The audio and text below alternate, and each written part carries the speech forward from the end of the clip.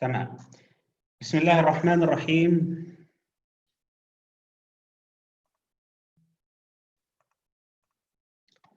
الإخوة والأخوات الكرام، أسعد الله مساكم بكل خير.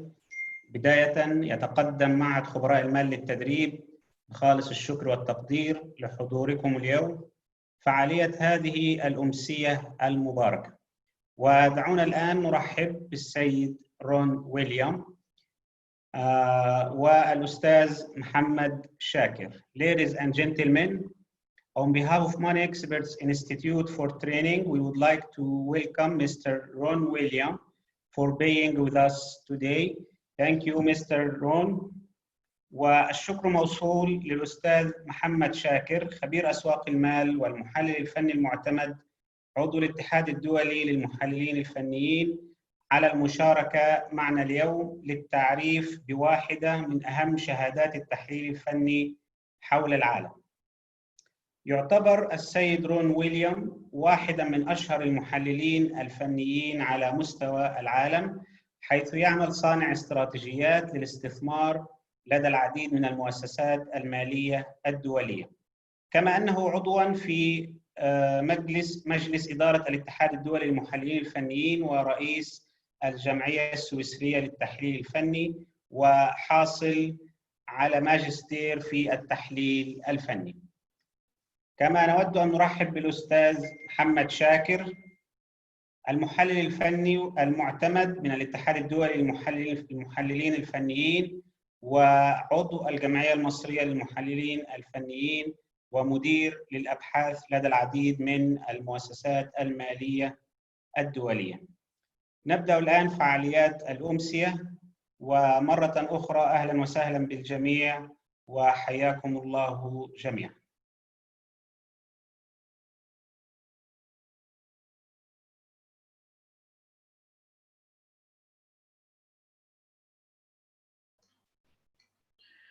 بسم الله الرحمن الرحيم. السلام عليكم ورحمة الله وبركاته. هل الصوت واضح للجميع؟ أنا فقط مش عارف أشغل الفيديو. أنا لو حابب من الأستاذ سيد لو أمكن إن إحنا نشغل الفيديو، لأن الفيديو عندي مش شغال، فحضرتك سامعني أتمنى إنك تشغله لي علشان نقدر نتفاعل بشكل أفضل. بسم الله الرحمن الرحيم. السادة الأفاضل، السلام عليكم ورحمة الله وبركاته. أنا محمد شاكر، هبقى معاكم في هذه الدورة إن شاء الله، وهنبتدي السيمينار أو الويبينار اللي احنا هنشتغله النهارده عشان نتعرف بيه على شهادة ال CFTe ليفل 1 أو المستوى الأول. هنتعرف عليها علشان السادة إن شاء الله مقبلين على دخول امتحان المستوى الأول يكونوا متدربين كويس ويكونوا متحضرين كويس جدا للاختبار ان شاء الله بتاع CFTe ليفل 1. هيشاركني في الكورس برضو الاستاذ رون ويليام. رون ويليام عنده اكسبيرينس قويه جدا في الناحيه العمليه والناحيه التدريسيه والمهنيه والاستراتيجيه في اعداد الاستراتيجيات، وله باع كبير في حته التدريس والتاهيل للامتحانات مثل CFTe. هيكون ان شاء الله هو المين انستراكتور معانا في هذا الكورس اللي هنبتدي البرزنتيشن بتاعته حالا، ونتعرف على كل الديتيلز المتعلقه بهذا الكورس، وازاي هنمشي في الكورس، وازاي هنتعاون فيه، ازاي هتتلقى الكورس معانا، وايه التوبكس اللي احنا هنتعرض اليها، الكتب اللي احنا ان شاء الله هنتطرق اليها في تحضير نفسنا للامتحان، والبيست براكتس اللي احنا المفروض هنشتغل عليها مع بعضنا، بالاضافه الى بعض التوبكس اللي هنتكلم فيها. هسيب مستر رون ويليام يتكلم فيها اكتر خلال الفتره اللي جايه، لكن مبدئيا انا حابب اشكركم على حسن استماعكم وحضوركم النهارده وانضمامكم لهذا الويبينار، واتمنى من الله ان يكون الويبينار مفيد. طبعا احنا معانا على مدار الساعتين ان شاء الله وقت كافي ان احنا نتناقش في جميع الجوانب اللي حضراتكم ممكن تكونوا على اهتمام بيها، بالاضافه ان احنا هنحاول نعرض اقصى ما يمكن من ناحيتنا كل المعلومات المتاحه من ناحيتنا واللي ظهرت على اذهاننا خلال تحضير هذه البرزنتيشن. لكن انا هبقى سعيد جدا ايضا لو سمعت اسئلتكم بعد البرزنتيشن في نهايه البرزنتيشن. طيب، بخصوص بعض الافاضل اللي قد يكون عندهم التواصل مع مستر رون ويليام عشان اللغه الانجليزيه فيها مشكله. انا هكون معاكم هنا في الويبينار بترجم كلام مستر رون ويليام ليكم، بالاضافه ان انا هترجم كلامكم لرون ويليام. فانا هشتغل المترجم للطرفين، بالاضافه انه هيكون هو نفس السيستم اللي هيبقى موجود في الكورس واحنا بنعمله في البريبريشن بروجرام. هنعمل نفس الكونسبت بالظبط، الا وهو ان مستر رون ويليام هيبقى بيشرح الاجزاء وانا بقوم بترجمه واضافه بعض العربيه للساده اللي يحبوا انه يسمعوا مني باللغه العربيه. وبالاضافه الى ان اي تاسك من اسئله بعد كل ريدنج او اسئله بعد كل كلاس هيتعمل هبقى برضه مترجم باللغه العربيه. فالكورس كله مترجم باللغه العربيه من جهتي ومشروح باللغه الانجليزيه بالكامل من ناحيه مستر رون ويليام. من هنا لحد ال10 محاضرات ان شاء الله هنبقى نبتديها خلال الاسابيع القادمه باذن الله. متشكر جدا على حسن سماعكم في الدقيقتين اللي مضوا، وخلوني اسيب وقت اكبر لمستر رون ويليام. Mr. William, please welcome, ladies and gentlemen, please welcome Mr. Ron William. Greetings to you all. Is the sound clear? Yeah, very well. Okay, I'd like to welcome everyone on behalf of the CFTe preparation course hosted by myself, Ron William, and my co-instructor and mentor, Mr. Mohammed Shaker. Thank you, Ron. Ron يحييكم على حضور هذه الندوة المعدة من خلال مستر رون ويليام بالإضافة إلى محمد شاكر كمنتور ومترجم بالنسبة لحضرتك. I'd like to start by a brief story, if I may. Over 10 years ago, it was a business trip to the Kingdom of Saudi Arabia, where I last met with the management team at Money Experts, and we had good, deep conversations about the market. And it's great to be back many years later to be sharing this introductory course with you all. مستر رون ويليام بيتكلم على ان عنده ستوري او قصه جميله مع منتدى خبراء المال او معهد خبراء المال خلال 10 سنين الماضيه من خلال زيارته للمعهد، وكان في علاقات وطيده وجميله بينهم وبين المعهد خلال الفتره اللي فاتت، وكان حابب يبتدي بيها هذا النقاش ويشكر المعهد على ترحيبه بيه وانه يلاقيكم مره ثانيه من خلال هذا الكورس. During that trip, I was working for a global financial software company, Bloomberg, and was visiting many of the leading Saudi and foreign banks funds in the kingdom to learn more about how they were trading and managing money, and focusing on teaching and supporting the technical analysis discipline. الرحله اللي كانت موجوده في المملكه من خلال 10 سنين كانت بصفته واحد من التيم الخاص بوكاله بلومبرج العالميه، وكان زيارته للمملكه متعلقه بزياره عدد من بنوك الاستثمار واداره اصول الاموال من اجل تعريفهم وتوطيد علم التحليل الفني في المملكه خلال زيارته. We will share more experience for both myself and Mr. Mohammed Shaker later in the presentation. احنا هنشارككم برضو بمجموعه من الخبرات للاستاذ رون ويليام بالاضافه الى خبراتك يا محمد شاكر. Thank you. شكرا.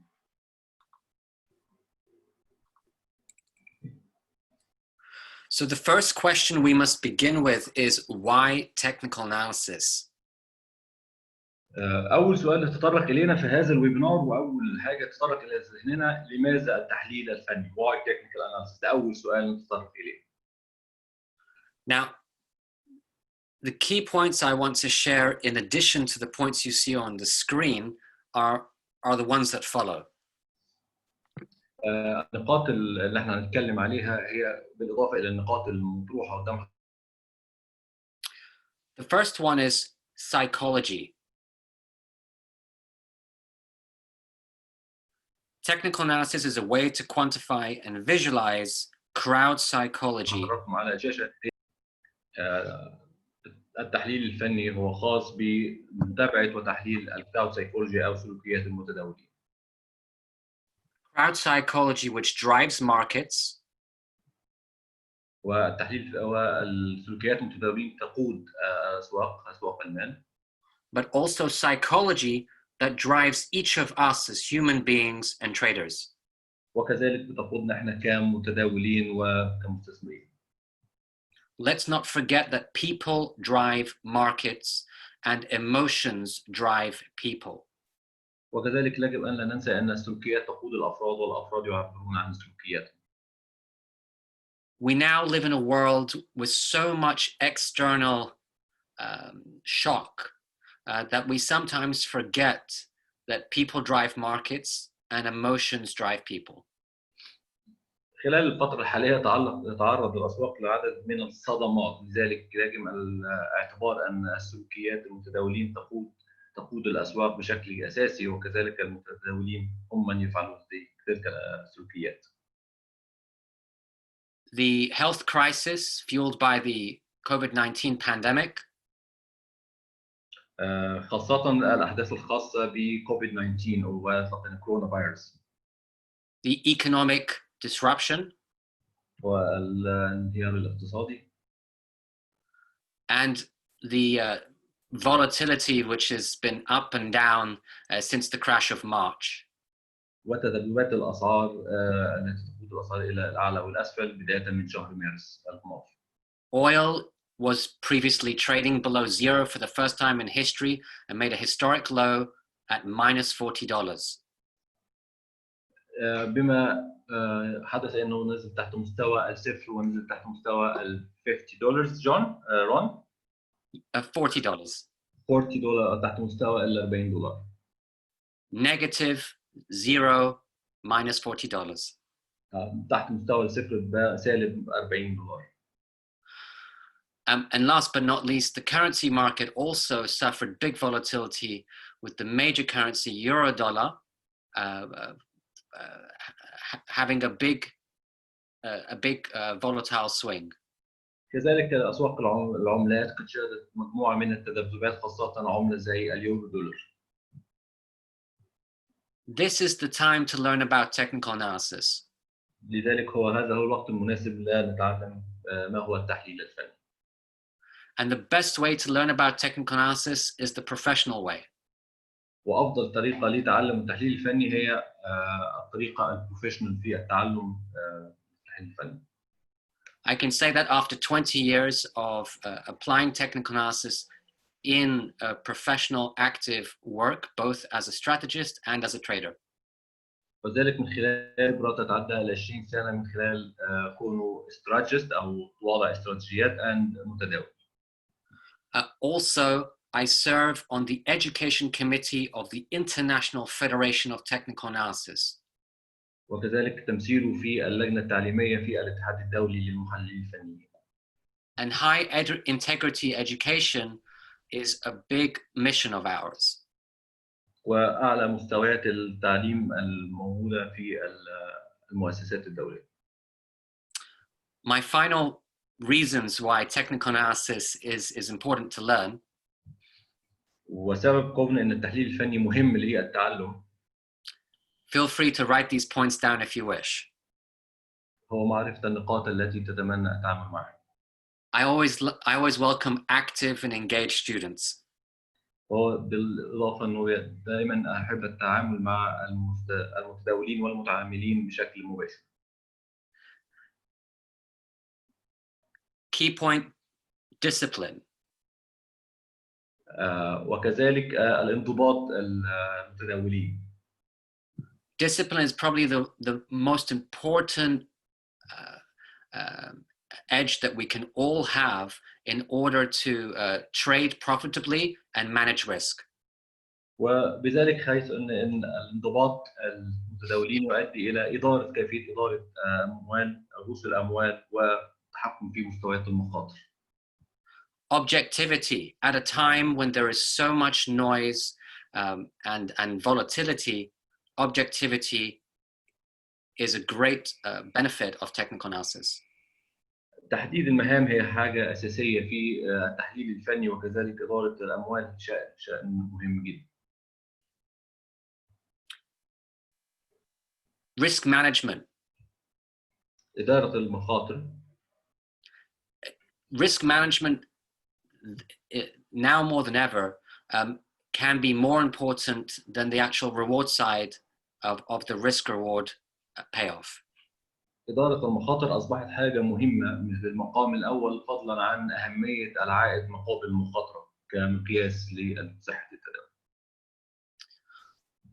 In the work that I've been doing in Asia, one of the local regulators now include technical analysis and behavioral finance as part of investor due diligence.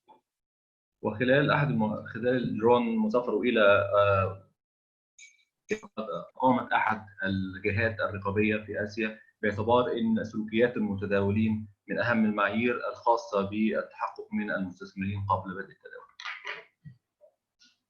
And one of the last points which I will, which is on the slide here, and that is the blended approach with other useful types of analysis like fundamental analysis, macro analysis, even political analysis. وكذلك يعتبر التحليل الفني مهم بالإضافة إلى مجموعة أخرى من الأدوات المستخدمة في التحليل مثل التحليل المالي والتحليل الاقتصادي والتحليل السياسي.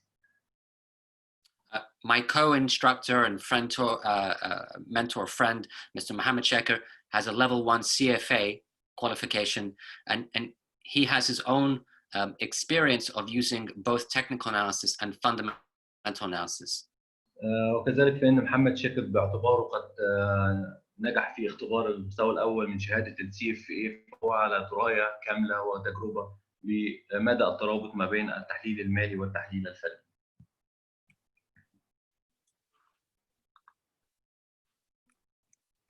Ron, would you like to share something here? Or okay. Yes, I'm trying to control the slides. Okay. Focusing with the IT. 1 second. Never mind. It's okay.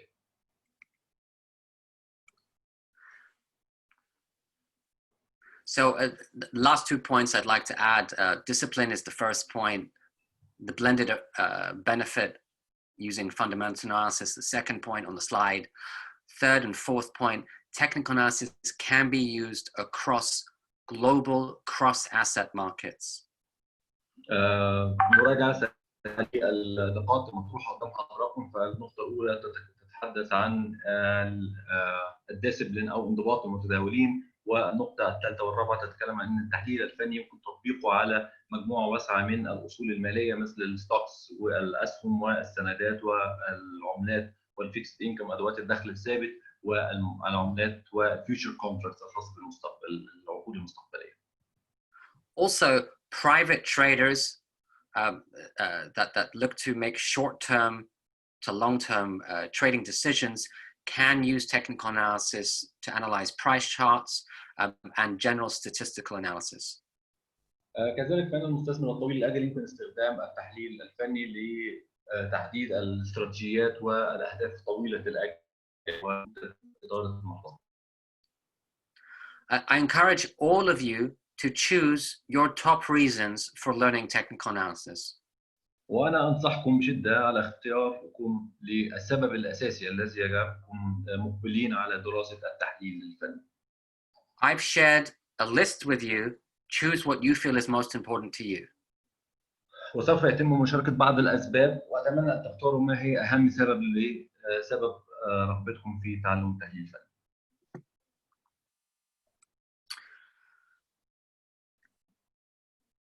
One of the key principles I shared is the importance of learning about technical analysis through a professional journey like the CFTe certificate. وأهم الأدوات اللي أنت تستخدمها أو يجب الحصول عليها لكونك تبقى محلل فني وعلى دراية كاملة باستخدامك للتحليل الفني بشكل مظبوط هو أنك تحصل على شهادة الاتحاد الدولي للمحللين الفنيين CFTe.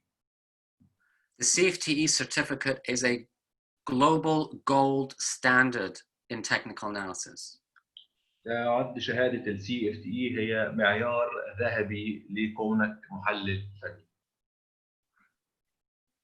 It is hosted by IFTA, the International Federation of Technical Analysis, which has more than 30 years of successful history. يتم تقديم هذه الشهادة من خلال الاتحاد الدولي للمحللين الفنيين IFTA مع خبرة 30 عام تقديم تلك الشهادة وإدارتها. The course which we will teach on behalf of Money Expert is for level 1 only. والبروجرام اللي احنا او الكورس اللي احنا مقبلين عليه هو خاص بامتحان المستوى الاول من شهاده CFTe. You require 2 levels in order to achieve the full qualification. للحصول على كامل الشهاده يجب مرورك بمستويين من الشهاده CFTe level 1 and CFTe level 2.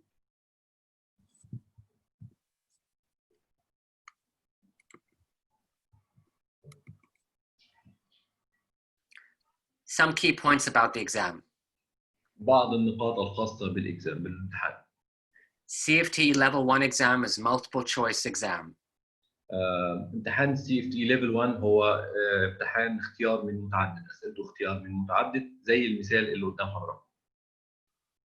It comprises of 120 questions that need to be answered in 2.5 hours, which means 1.25 minutes per question.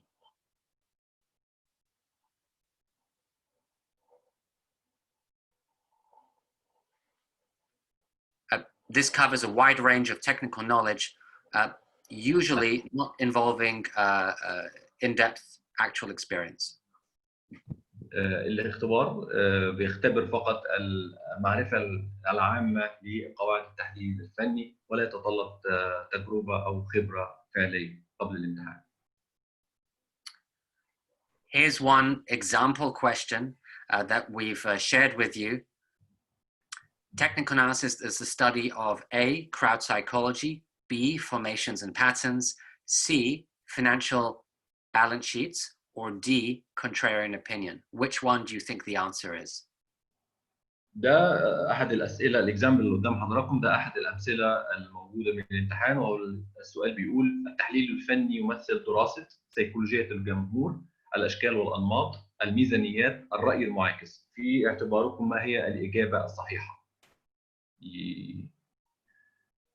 Please, Ron, give him 2 minutes to answer this question, please.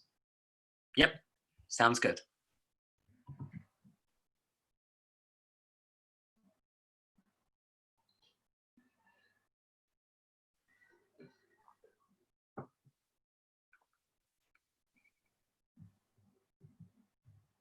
All right, John, the most of participants choose answer B.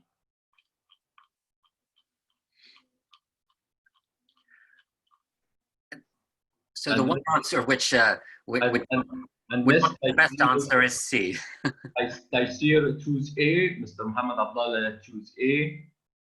I think the majority choose B, except Mr. Ali Faisal chose A. Mr. رايد اختار A, Mr. عاهد اختار B. استاذ علي لا ما راح عليك الكثير لا تقلق بس اختار مستر آسر اختار B, مستر فهد اختار A. All right, John, wait, Ron, let's say correct answer, please. So the correct and best answer is A, crowd psychology. الاختيار الصحيح هو A, سيكولوجية الجمهور. Remember, people drive markets and emotions drive people.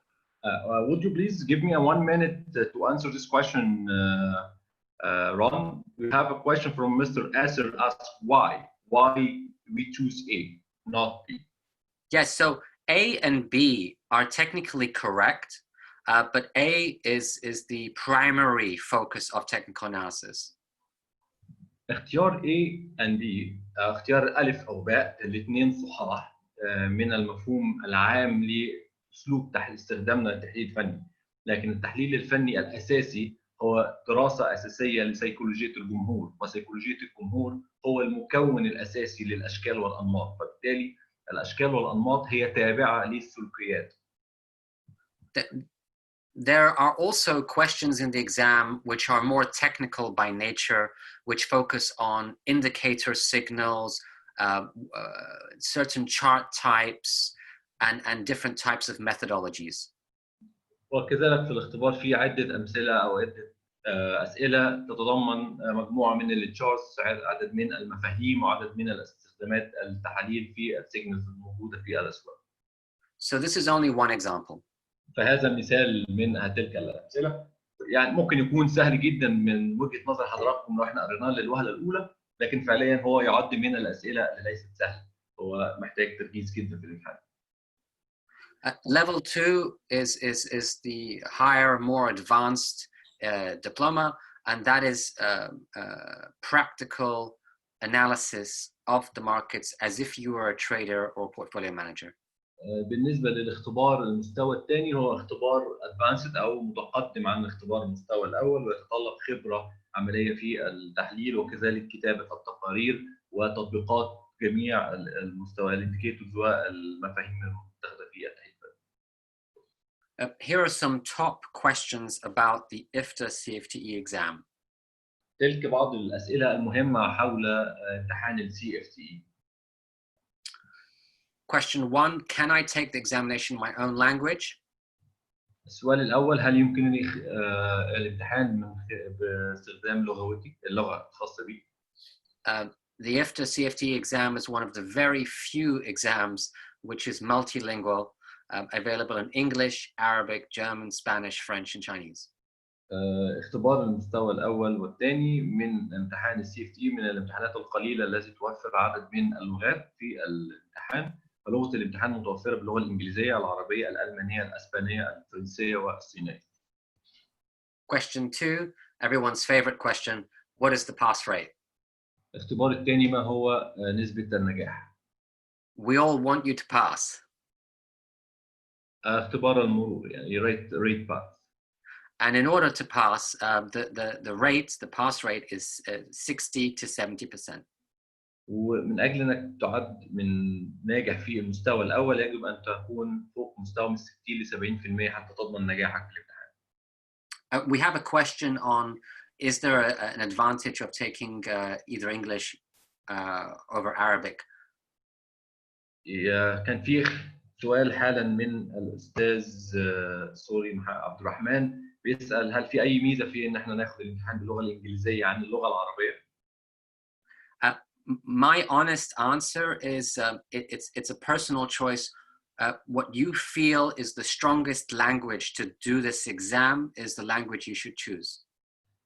من التجربة الفعلية والشخصية ما فيش أي فرق ما بين اللغة الإنجليزية والعربية إلا ما اللغة اللي حضرتك بتفضل الاختبار بيها الامتحان واللي تديك ثقة أكتر في فهمك للأسئلة. English is the original main language, but for the local market, it is many people do ask to do it in their own language so that they can express their ideas and answers in clearly in their mind. اللغة الأساسية للامتحان هي اللغة الإنجليزية، لكن هناك بعض الجمعيات مثل الجمعيات الموجودة في دول الشرق الأوسط والعربية تحب الاختبار باللغة العربية كلغة سلسة وتلك في فهم المفاهيم وكذلك لضمان فهم الامتحان بشكل جيد. For those of you who choose Arabic, please know that there are professionally qualified Arabic examiners that will mark your exam. فيما يخص الامتحان باللغة العربية فهناك عدد من السادة المؤهلين لتصحيح الامتحان باللغة العربية. So even if there are many languages, there's one standard. حتى مع اختلاف اللغات المتاحة للامتحان لكن هو مقياس واحد في تصحيح الامتحان.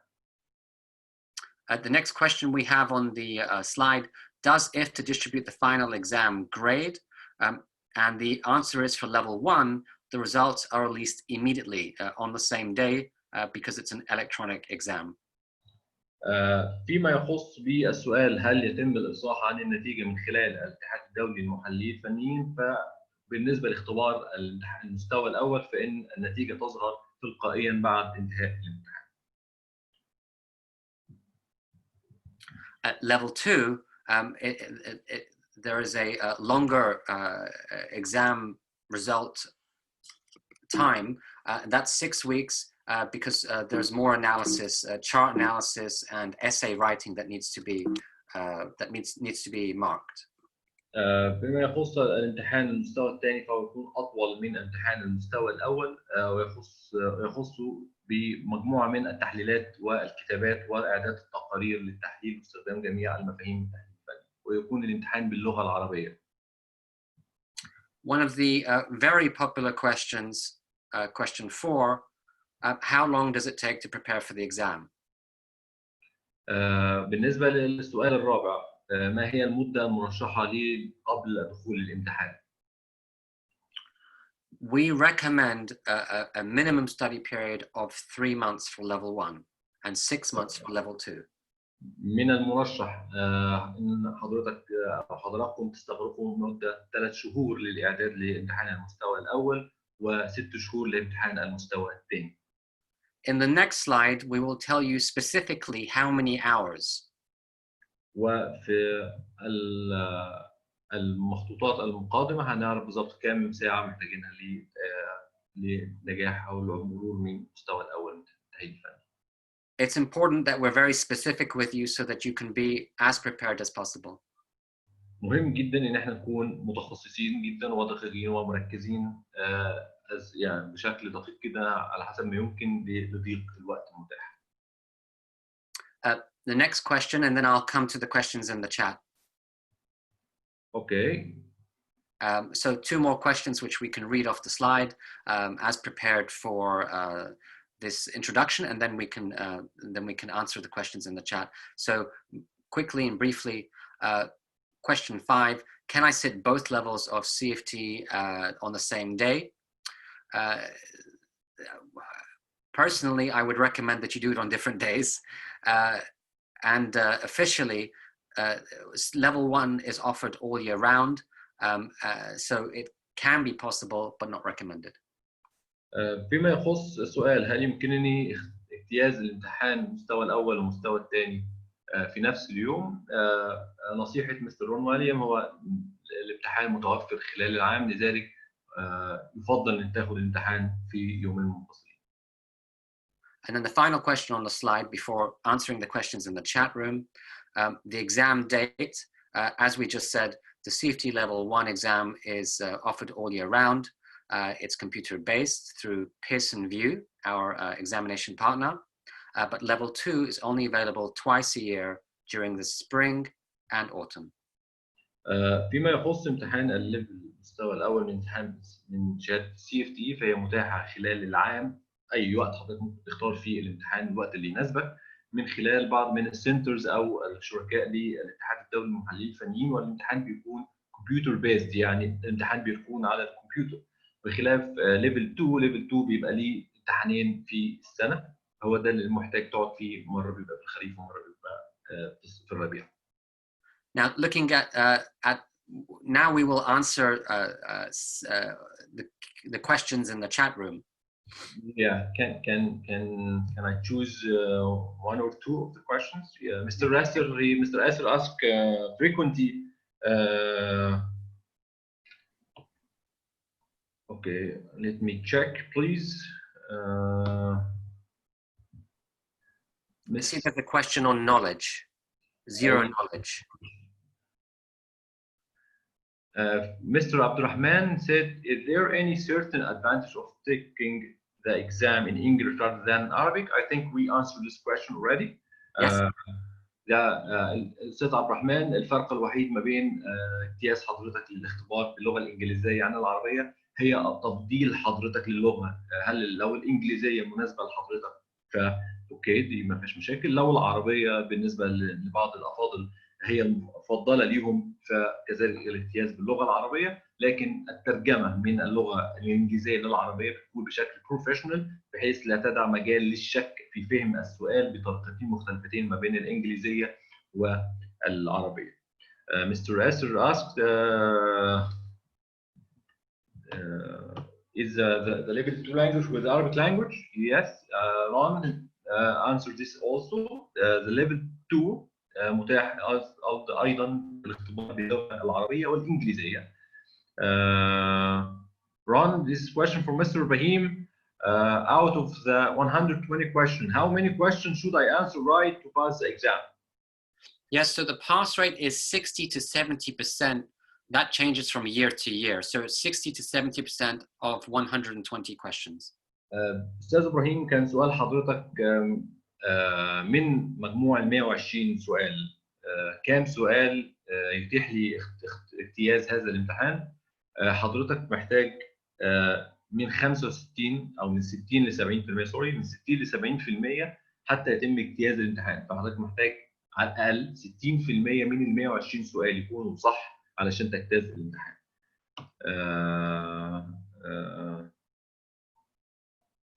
في مستر So that would be 72 questions to pass out of 120 for 60% minimum. 72 questions احنا محتاجين 72 سؤال صح لاجتياز اختبار المستوى الأول. طيب مستر الحربي asked this period for someone who has zero knowledge or for someone who has some basic? Yes, very good question, and it's important that everyone asks the questions that they need to ask now. The whole CFTe program is designed for people with basic experience to intermediate to advanced experience. So it really can be a good learning journey to people who want to start at the beginning and progress to advanced. كان سؤال مستر الحربي بيسأل هل هذه المدة أظن كان بيتكلم على الثلاث شهور كان تحضير، هل هي مناسبة لحد ليس لديه أي معلومات عن التحليل الفني أم هي واحد لديه المعلومات الأساسية؟ رد رون في الحتة دي إن الشهادة اوريدي بتنقلك من كونك شخص أساسي لشخص متميز أو شخص بروفيشنال أدفانسد، فبالتالي المدة الثلاث شهور دي بتنقلك من كونك شخص ليس لديك المعلومات الكافية أو شخص أساسي جدا في المعلومات اللي حضرتك إلى شخص اوريدي مؤهل لاجتياز هذا الامتحان. لذلك الإفتاء بتريكومند إن أنت حضرتك أو بتنصح إن حضرتك تستغرق 3 شهور من المذاكرة والتعليم والممارسة قبل دخول الامتحان لتكون متوافق مع متطلبات الامتحان. لكن من وجهة نظري أو من وجهة نظري أنا كمحمد شاكر بالظبط الثلاث شهور دي معدة لواحد ينتقل من مرحلة الزيرو إلى مرحلة النولج أو النو هاو تو انسر ذا كويشنز. دي من وجهة نظري، لأن الست شهور الثانية الخاصة بالسي اف تي ليفل 2 دي خاصة من كون ينقل حضرتك من البيزك ليفل تو الادفانسد ليفل. فتوتال الشهادة از اف تي سي الاي اف تي اي ريكومنديشنز ان انت هتستغرق 9 شهور في الشهادة، لكن بالنسبة لليفل 1 هو 3 شهور تكون مناسبة جدا. أتمنى أكون جبت على حضرتك. One more question please, Ron. Yes. Do you recommend any book for preparation? Yes, so we will discuss this in the slides coming up. Okay, هنتطرقها للورقة القادمة. One more question, but it's important to answer. Mr. Torki asked, does this preparation course include level 1 and level 2? Yes, so we mentioned this briefly at the beginning. This course that we will be teaching 1 week from now is level 1 only. كما أوضحنا في أول اللقاء إن هذا المستوى خاص بالمستوى الأول فقط لا غير. طيب بقية الأسئلة خليني بعد إذن حضراتكم أجاوب عليها في آخر البرزنتيشن، زي ما الفرق ما بين السي اف اي والسي اف تي خليني أجاوب عليها في آخر البرزنتيشن. Okay, Ron, let's move forward. Okay, Thank you for all the questions, and please keep asking the questions. We will answer the rest of the questions later in the session. شكرا على طرح أسئلتكم، وبعد إذنكم بقية الأسئلة اللي حضراتكم هتطرحوها هنجاوبها في آخر المحاضرة أو الندوة. Okay, so the cost of the exam is on the screen in US dollars for level 1 and level 2. تكاليف الامتحان بالدولار الأمريكي موجود قدام حضراتكم بالنسبة للليفل الأول والليفل الثاني.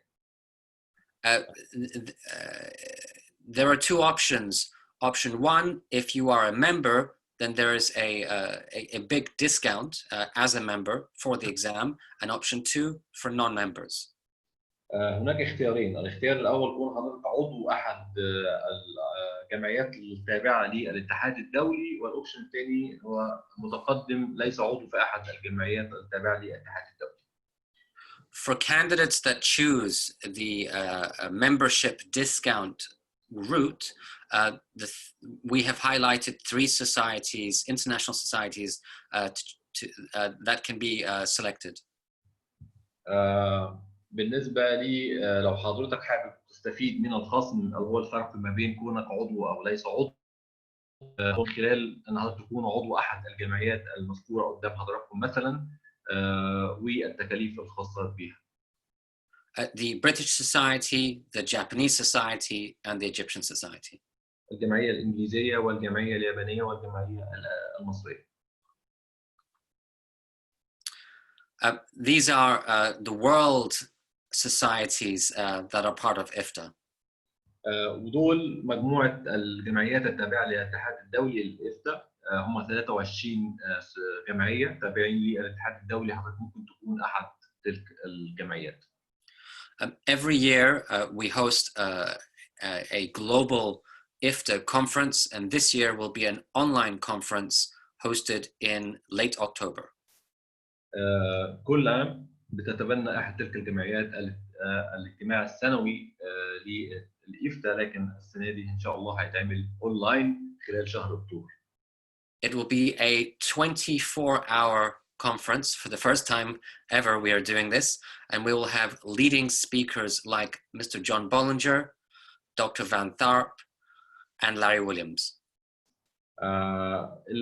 الكونفرنس هتكون عبارة عن 24 ساعة، ويضم مجموعة من الخبراء من الكبار المحللين الفنيين زي مستر رون بولينجر and who run, sorry?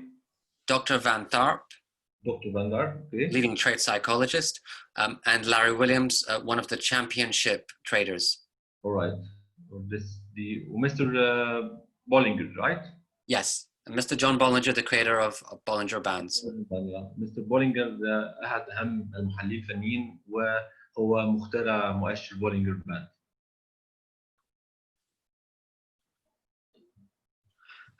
Some information about the 2 instructors, myself and Mr. Mohammed Shaker. بعض المعلومات عن الانستراكتورز أو المحاضرين مستر رون ويليام and محمد شاكر. We can share this information with you after the event. وممكن نتطرق إلى هذه المعلومات بعد الإيفنت، بعد السيمينار. But please, if you wish, to share a few words about your experience on the following slide. Right. وبعد احنا ممكن نتناقش حول تلك هذه الخبرات العلمية بعد الويبينار.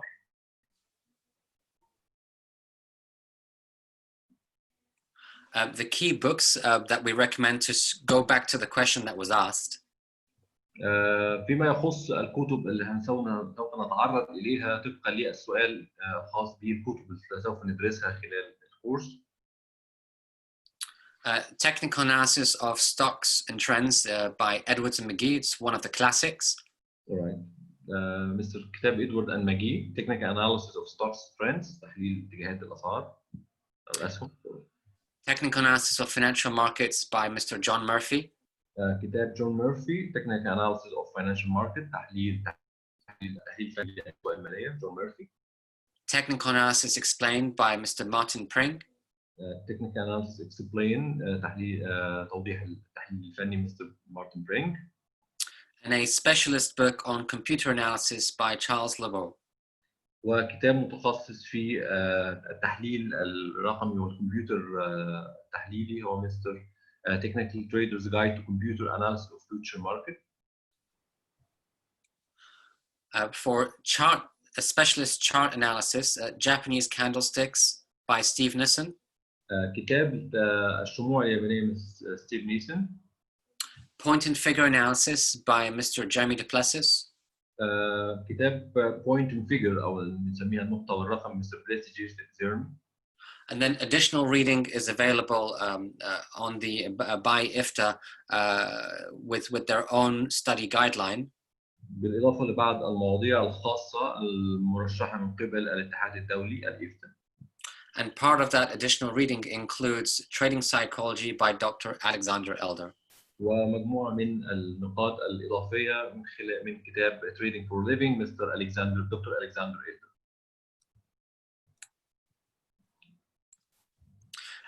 There are 10 sessions that will be taught for 10 evenings back to back, so one after the other. الكورس هو عبارة عن 10 محاضرات متتالية. في كل محاضرة هناخد مجموعة من المواضيع ونبتديها ببيان للمواضيع اللي هناخدها في كل محاضرة. Briefly, we will go through a summary of each of these sessions so that you have a clear idea of the journey of learning. هيتم تلخيص تلك النقاط من الكتب المرشحة قدام حضراتكم لمعرفة النقاط الأساسية في كل reading أو كل موضوع من تلك المواضيع. Session number 1, each of the sessions cover all of the required reading books, and session 1 begins with the classic book of Technical Analysis by Edwards and McGee and Technical Analysis by John Murphy.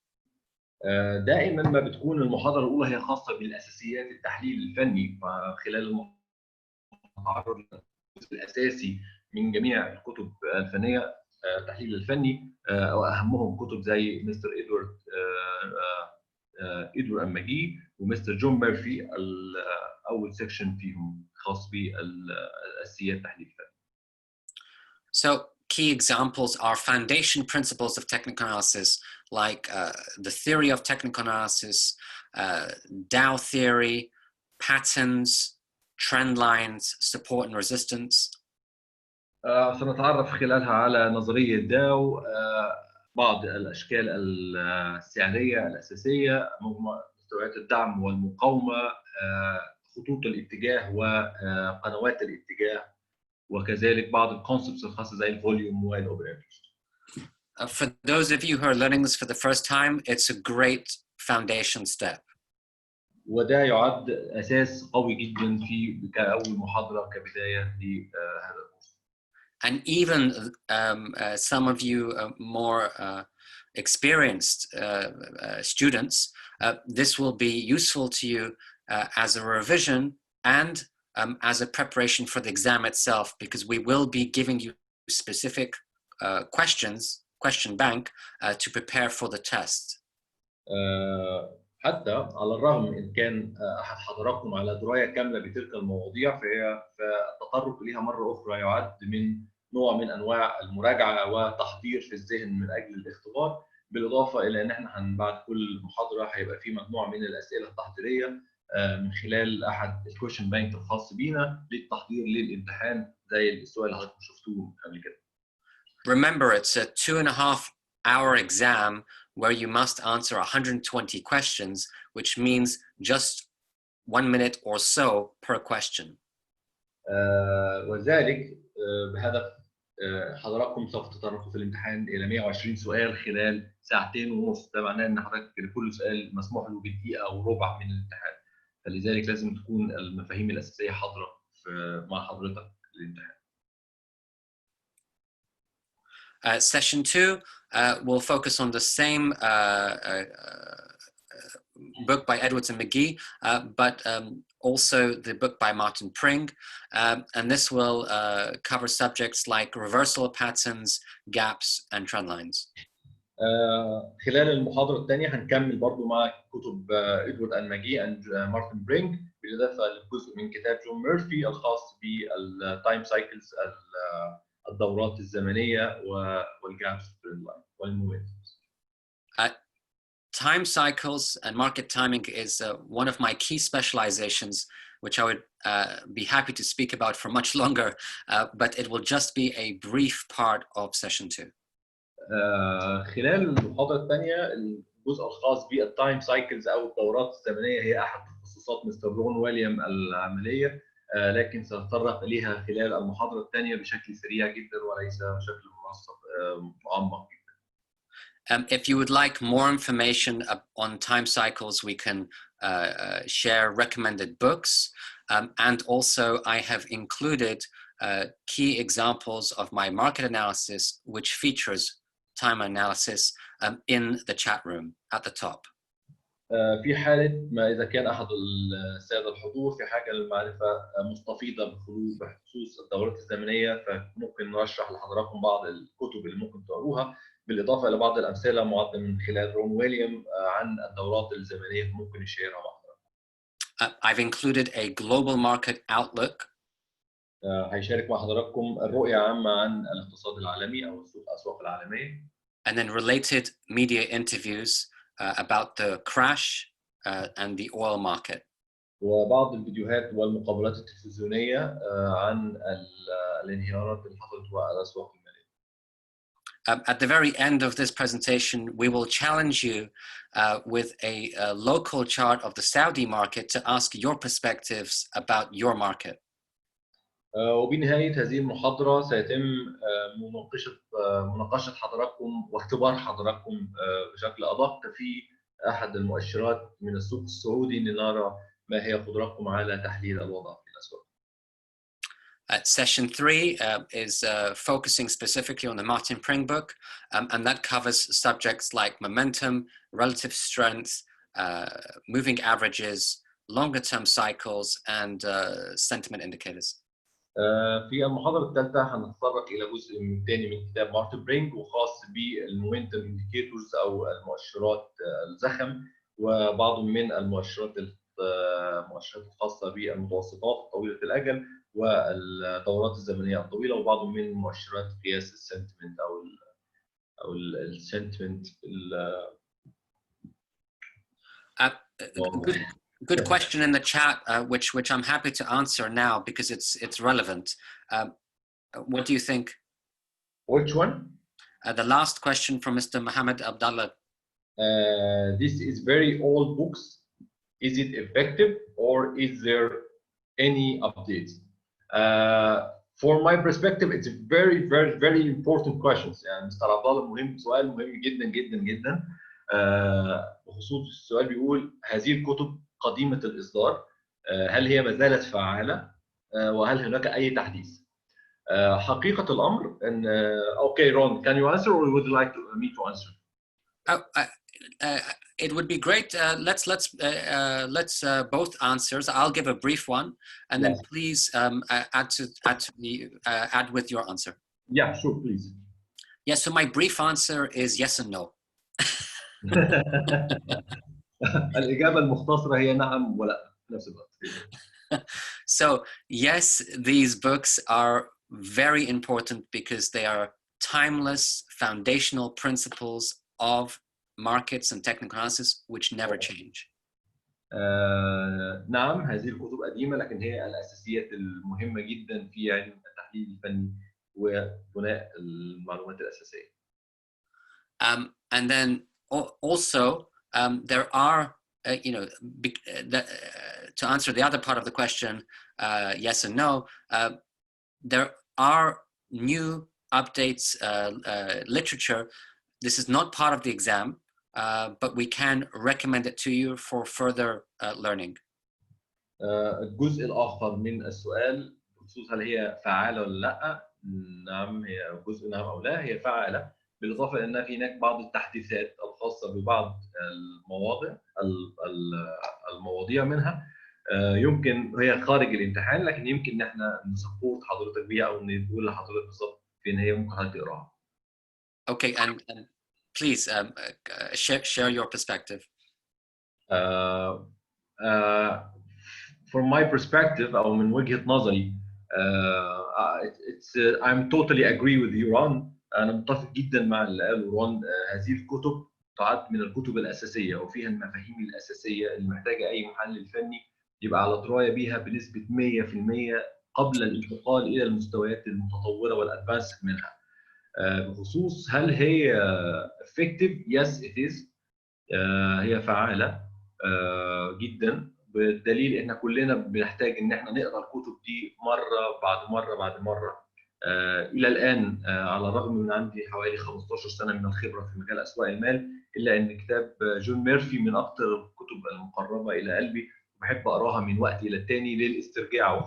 وحقيقه الامر ان كل مره بقرا فيها الكتاب بكتشف معاني انا ما تطرقتش الى ذهني في المره الاولى، بحكم ان طبعا خبرتي بتزيد، فبالتالي بكتشف معاني جديده. طيب هل الحاجات دي بتتطور؟ في بعض الكتب بينزل منها تحديثات من فتره للثانيه، لكن بعض الكتب لا. بالاضافه ان دايما الافتاء بتهتم ان هي دايما بتخلي حضرتك متطلع للاست ابديت داتا موجوده، اخر ابديت.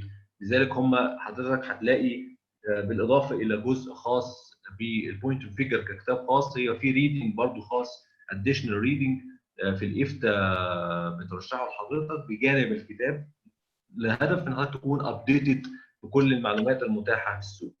This is my perspective دي من وجهه نظري. اوكي رون let's continue. شكرا استاذ عبد الله على السؤال هذا. Yes, so I see some more great questions, but I think let's maybe continue with the slides and then we can come back to the questions. I'm afraid, John, we don't have enough time. We have 1 hour left, so I would like to postpone the answers of many questions till the end of the presentation. Yes, agreed. Let's do that. السادة الأفاضل، احنا هنأجل فقط الإجابة على بعض الأسئلة، احنا قدامنا ساعة واحدة متوفرة، هنأجل بعض الأسئلة لحين الانتهاء من المعروض، من البرزنتيشن المعروض ده حضراتكم. لسه قدامنا داتا كتير جدا. Okay, Ron. Okay, so session 4 will focus on a specialist charting technique, candlestick analysis. المحاضرة الرابعة هتكون متخصصة في الشموع اليابانية. And this is specifically one of the industry standard books written by Steve Nissen. ودي أحد الكتب الهامة جدا المرشحة من قبل ستيف نيسون. Candlestick analysis and trading is a key specialization of mine, and I'm happy to also share practical experience on this. كده يكون عندي خبرة قوية جدا بالكاندلستيكس وسوف يشاركها معنا خلال هذه الدورة. For those of you who are very focused on trading, I will share trading techniques using candlestick patterns so that you can also benefit from that. بالنسبة للمتداولين المهتمين باستخدام الشموع اليابانية، فرون ويليام سيقدم بعض الاستراتيجيات باستخدام تحليل الشموع اليابانية في التداول.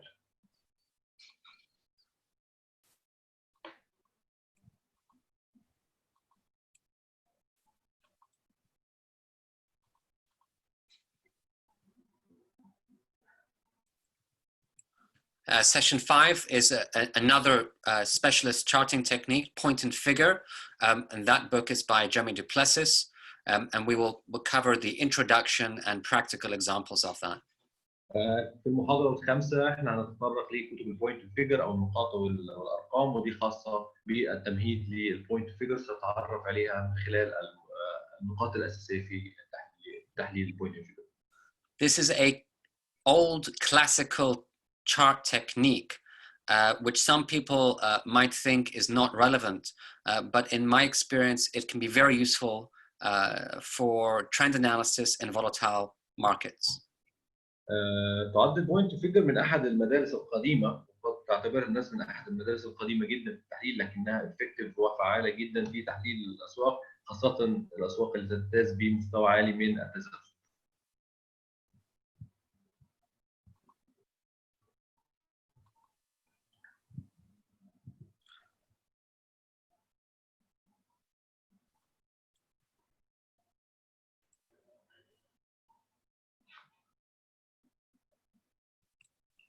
Session 6 will focus on two specialist areas: edit wave theory, critical for understanding the full cycle of chart patterns and how psychology changes, and then breadth indicators, understanding the market internals. بالمحاضرة السادسة سنتعرف على بعض الحاجات الإضافية وهي عبارة عن Elliott Wave Theories والإليوت كلنا على دراية بيها من أهم النظريات، والبريدث إنديكيتورز مؤشرات الزخم لقياس زخم السوق. For those of you who want to do advanced Elliott wave analysis, there is a global exam just for Elliott wave analysis by Elliott Wave International. للسادة الراغبين في التعمق والحصول على شهادات أكثر اعتمادا للتحليل الإليوت ويفز أو مؤشرات إليوت، ففي مؤسسة أو جمعية متخصصة في تحليل موجات إليوت. We recommend that you do the CFTe level 1 and 2 first, and then consider advanced studying for the second exam. ونحن نرشح ان حضرتك تحصل الاول على المستوى الاول من المستوى الثاني من شهاده CFTe، وبعد كده الانتقال الى المستويات الاكثر تقدما من خلال Elliott Wave certificates.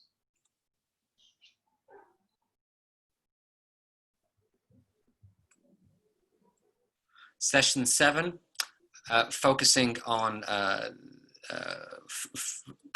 more advanced material where we talk about different asset classes, the difference between investing and trading tactics, and many other subjects. بخلال المحاضرة السابعة نتطرق إلى الكتاب الخاص بإدوارد المجي، وده بيختص بالاستثمار الأجل والوضع الاستراتيجيات التداول وبعض النقاط الأخرى الخاصة بالمستثمر الطويل الأجل. Once again, for those of you that are interested more in trading strategies, session 7, we will actually talk about specific trading information like trading plans, trading strategies, and risk management.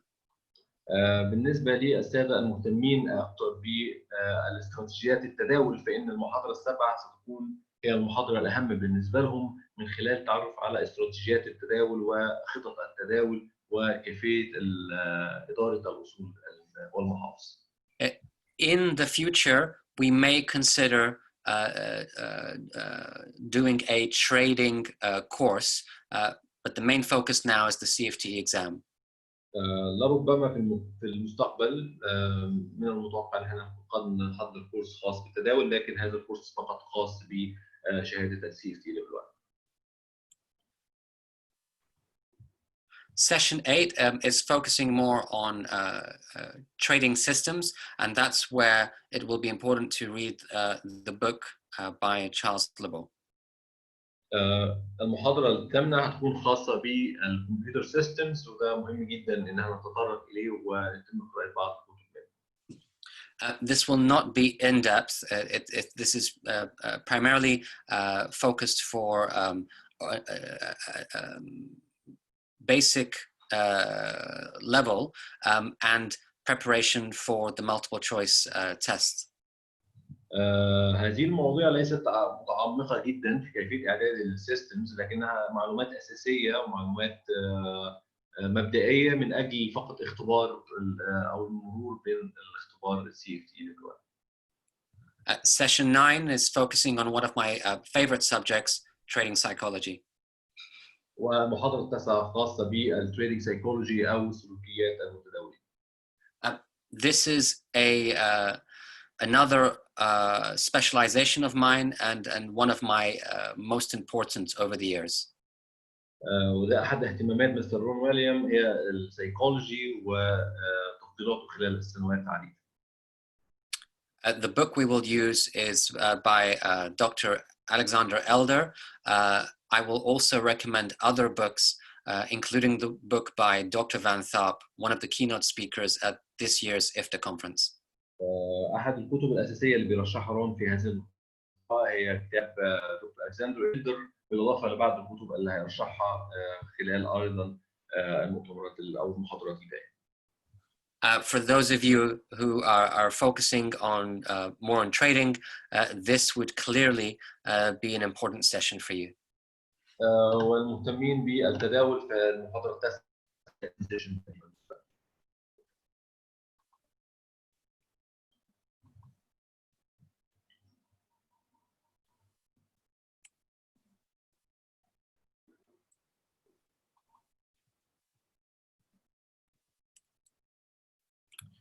Session 10, we're keeping as a open session to cover any additional material that needs to be saved for that day. المحاضرة العاشرة هتكون محاضرة للتطرق لبعض المواضيع المحتاجة إلى مزيد من الشرح والممارسة. We will be breaking a new record to cover so much information in such a short space of time. بالنسبة لوقت المحاضرة هتتقسم إلى قسمين من أجل المام أكثر للمواضيع اللي هنتطرق فيها. Okay, now in terms of the session itself, it is so 10 sessions. Each one is 3 hours in the evening between 7:30 p.m. and 10:30 p.m. with a break in the middle. هنكون عندنا 10 محاضرات هتبتدي من الساعة 7:30 حتى الساعة 10:30 يوميا لمدة 10 أيام متتالية بدون أي أجازات في النص، ويكون فيها فاصل 10 دقائق ما بين two parts. 10-minute break, not longer. فقط 10 دقائق وليس أطول من كده. We're very supportive for a good learning experience, but we need to also make sure that we manage the time wisely. محتاجين فعلا ان احنا من خلال الفتره دي ان احنا لضيق الوقت محتاجين نعرف نفوكس او نركز على المعلومات المهمه عندنا، فلضيق الوقت هذه الاوقات المتاحه بالنسبه لنا. The dates are between the 16th and the 24th of July, so 1 week from now. ان شاء الله هتبتدي المحاضرات من اول يوم 16 القادم حتى يوم 24 ك10 محاضرات. And then please, if you wish, the revision dates, when should they be held? فيما يخص محاضرات المراجعة أظن I think Ron, it will be by the next month maybe. Okay.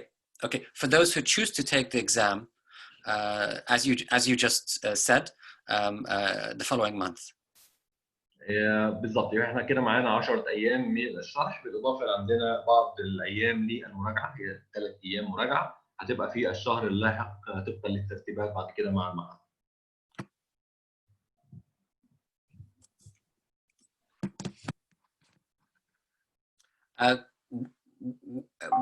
We will include as many key interactive learning tools. This will range from Zoom for the webinar platform, Telegram for real-time communication via the phone, and Slack, which is a community forum-based platform.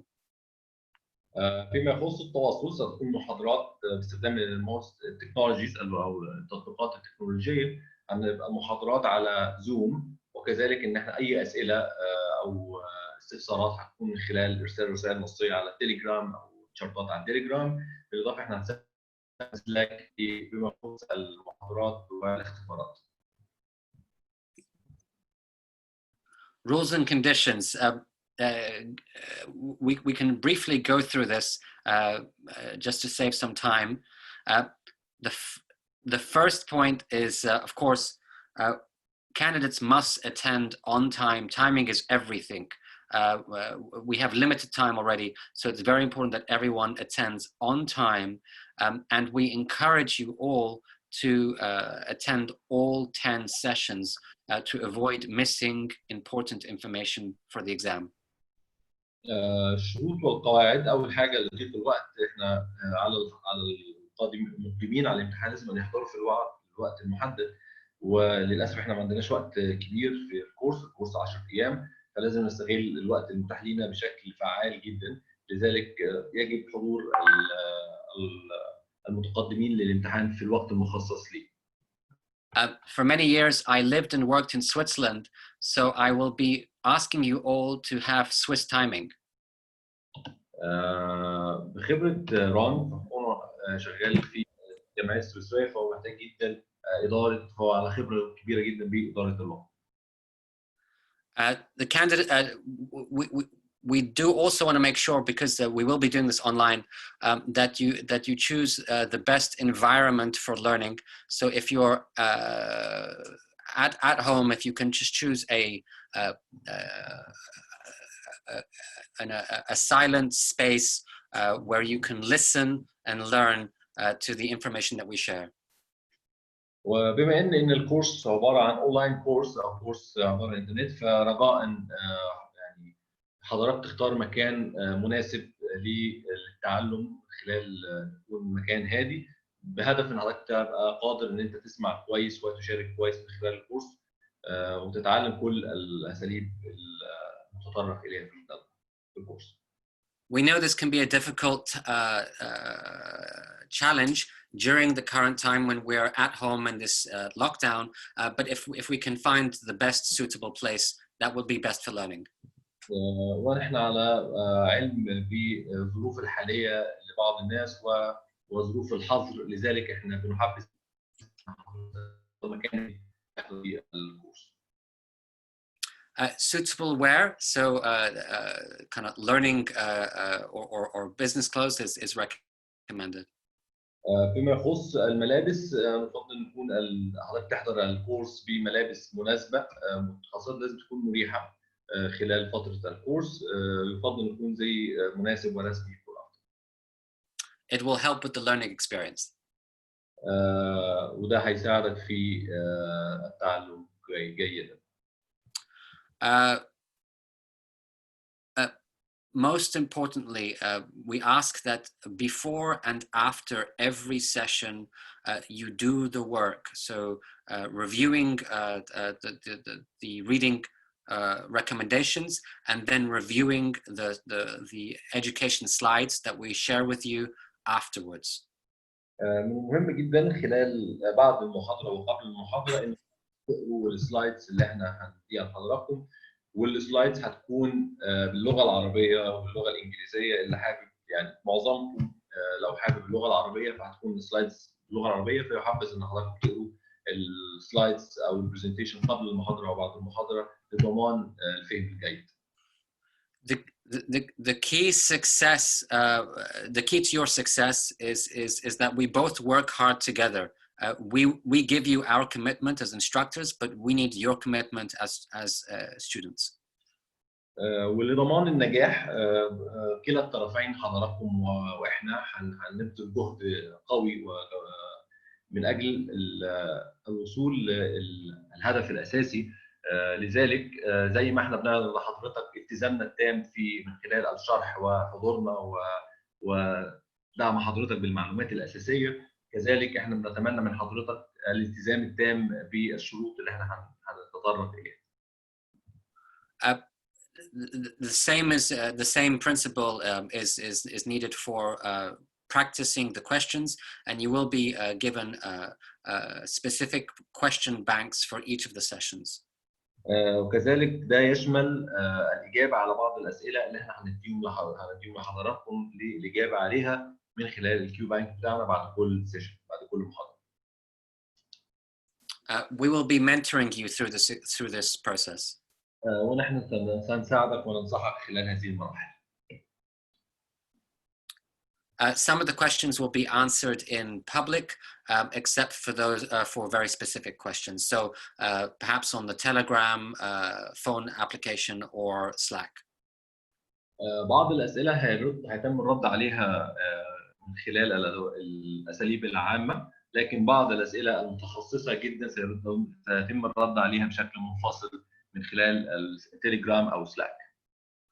At the end of the program, there is a mock exam that each of you will be asked to do, and this will be a measure of your progression and the knowledge that you have learned. وبنهاية الدورة حضرتك هتكون مطالب منك حل امتحان هنديه لحضرتك، وده لقياس مدى جودة المعلومات اللي حضرتك تلقيتها واستيعابك للمعلومات. And then, as you wish, the number of activities here are prohibited. My number one prohibited activity is the mobile telephone. Please, please, please reduce the distractions, especially when you're on the computer at home. No phone, no phone, no phone.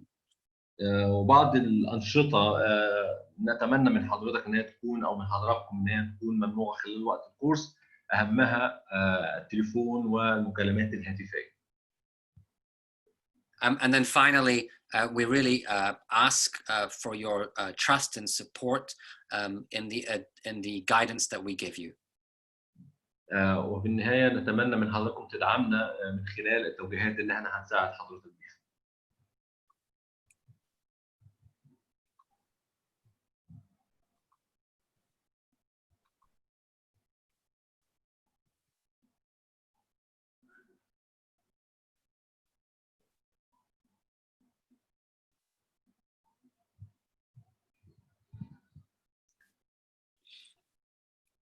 Okay, so just one quick point about the exam. Passing this exam is doable, whether you're at beginner's level and of course if you're advanced. But either level, beginner or advanced, everyone needs to do the work to pass. نقطة أساسية فيما يخص الامتحان، فالامتحان معد للمتقدم الأساسي والمتقدم البروفيشنال أو المتقدم في المعلومات، لكن محتاج كوميتمنت ومحتاج التزام من أجل المرور بهذا الامتحان أو الاجتياز والنجاح فيه. What that means in terms of time, remember we said 3 months preparation for level 1, and that equates to a minimum of 300 hours. في يخص كما أشرنا احنا محتاجين 3 شهور من التحضيرات بما يوازي 300 ساعة من التحضير. So on average 19 hours to 25 hours per week. يعني في المتوسط محتاج من 19 إلى 25 ساعة في الأسبوع من التحضير. The more experience you have, the less preparation you might need. كلما ارتفعت مستوى خبرتك العملية والتعليمية كلما قلت مستوى المدة الزمنية اللازمة للتدريب.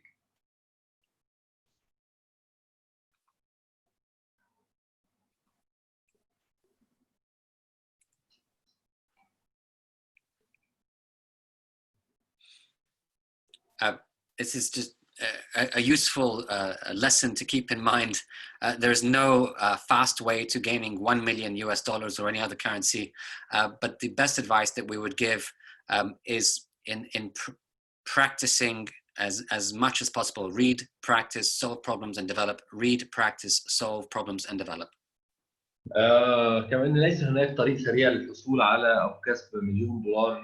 كذلك التعلم أو كونك حاصل على تلك المهارات في التحليل الفني يتطلب مزيد من التطوير والتعلم وممارسة بعض الأسئلة. لذلك احنا بننصحك بأنك دائما تعتمد على الأسلوب الأساسي في التعلم ألا هو القراءة والممارسة وحل المشاكل والتطوير وإعادة القراءة والممارسة وحل المشاكل وإعادة التطوير.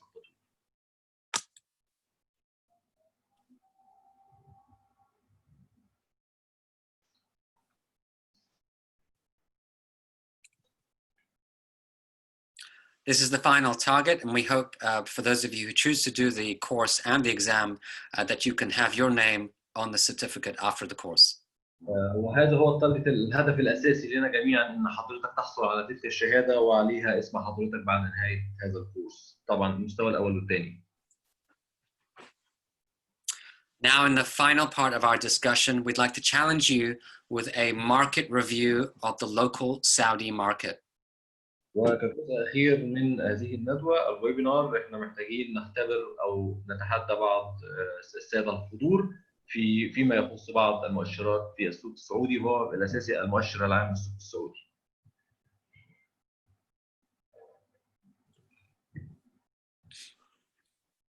So here's a historic chart of the Saudi market just before the equity market bubble of 2005. وده المؤشر العام للسوق السعودي ما قبل الفقاعة اللي كانت موجودة في عام 2005. And the question we'd like to ask you here is, what, before the big event of 2005, what was the main problem of this chart? وسؤالنا هو قبل عام 2005 ما هي المشاكل الموجودة في هذا الرسم البياني أو هذا المؤشر؟ احنا حابين ان احنا نسمع آرائكم في حالة ان حد شايف هل هذا المؤشر سيكمل صعود ام في عنده مشاكل قد تؤدي الى هبوط قبل عام 2005 بالتأكيد.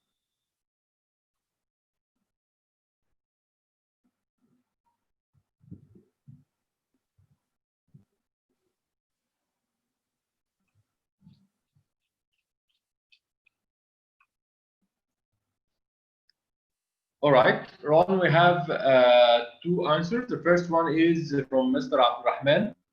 He said the acceleration.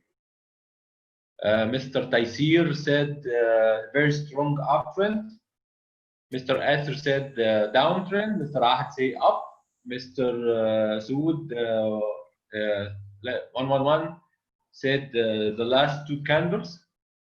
Mr. Ibrahim, most of it white candles. Mr. Asir, because it's a strong uptrend. Mr. Abdullah say it's buying momentum. Mr. Asir said it should be 2 degrees. Mr. Ahad said in future will decrease upon to the last two candles. Something interesting. Yes, so many of those answers are answers and true. Mr. Tariq, Mr. Tariq said, there is no corrections. Yes, so many answers that have been shared are good answers and very true. بالفعل في إجابات أصابت قلب الحقيقة. One key principle I'd like to share with you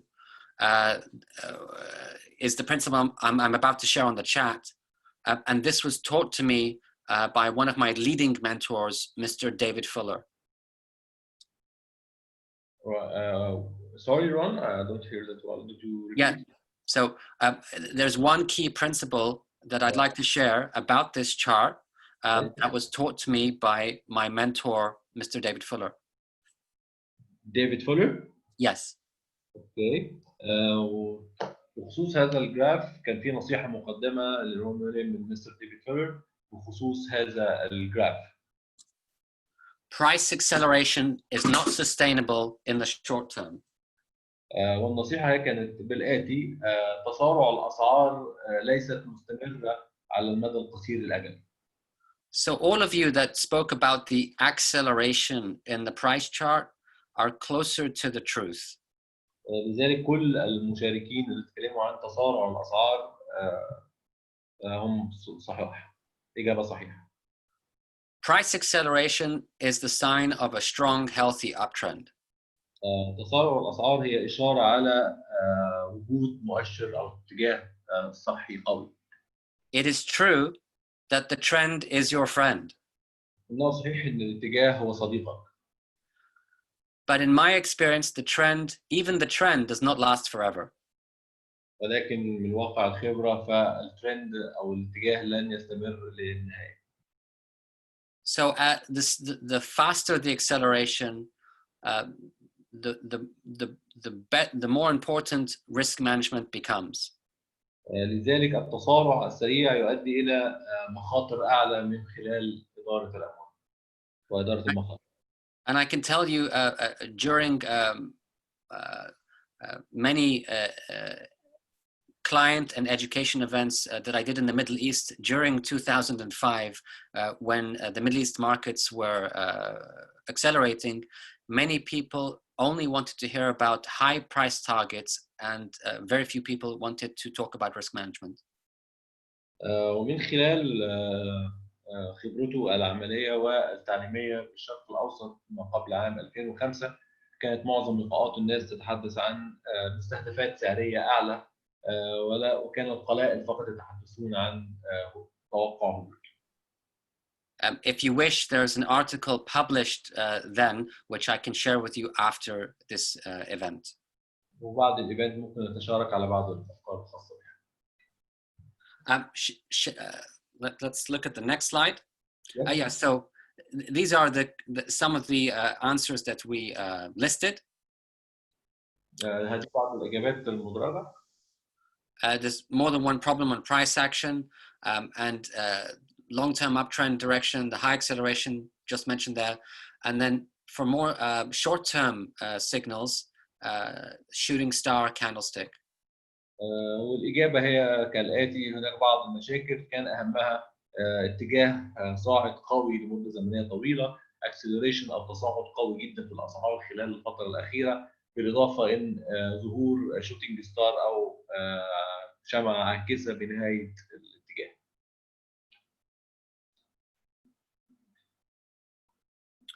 We can see how drawing speed trend lines is a great way of seeing the acceleration. وباستخدام خطوط اتجاه الأسعار، خطوط الاتجاه توضح لنا التسارع الكبير في الأسعار.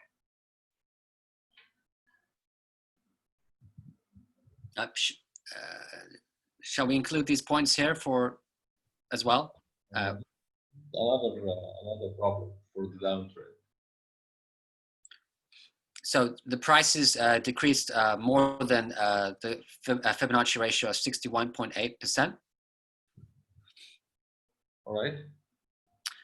The key point here is any market that loses more than 2/3 of the previous trend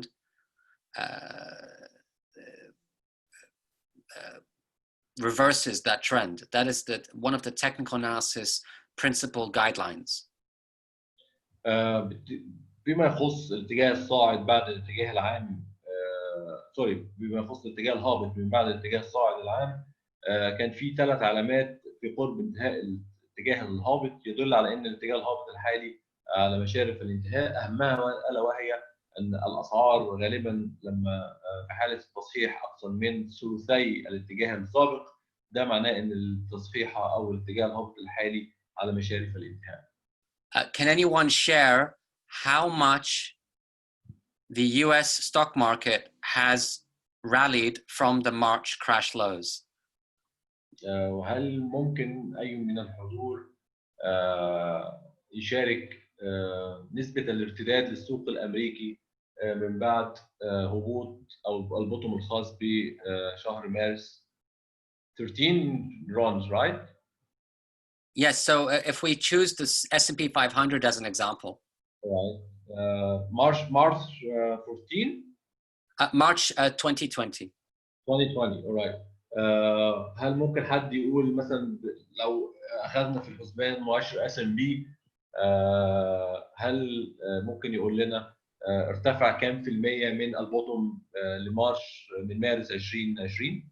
One of them, Mr. Faisal, said 40%. 40% Mr. Ali Faisal. It's actually now just over 80%. هو فعليا أكثر من 80%. So many market experts are asking the question, is the bear market over? لذلك كثير من المحللين يسألون هل السوق الهابط قد انتهى؟ And some markets like the technology-driven Nasdaq market has already recovered back to its record high. ومثلا مؤشرات البحوث التكنولوجيا زي مؤشر ناسداك قد صعد كل الهبوط التي كان هبطوا واستعاد كل الخسائر وعاد إلى مستوى ما قبل الهبوط. So this whole point about market structure, how much it rises and how much it falls, is a critical question for current markets. وبمتابعة مؤشر ناسداك كيف كان يهبط أو يصعد، فده يعد مؤشر قوي لأسواق المال. The second and third point, second point, bullish false break at the most recent bottom. والنقطة الثالثة فوق اختراق كاذب لآخر بوتوم موجود في السوق. And the third point, sideways movement with longer duration than the previous, which suggests a market accumulation. وبالإضافة إلى اتجاه عرضي طويل مقارنة بالاتجاه العرضي السابق. السوق في حالة تجميع. Here is a visual example of those 3 points. وهذا مثال مرئي لتلك الثلاث نقاط.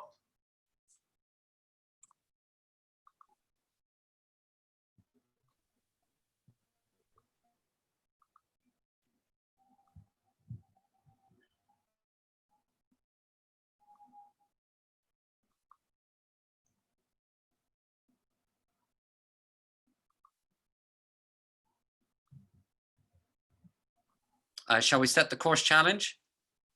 Yeah.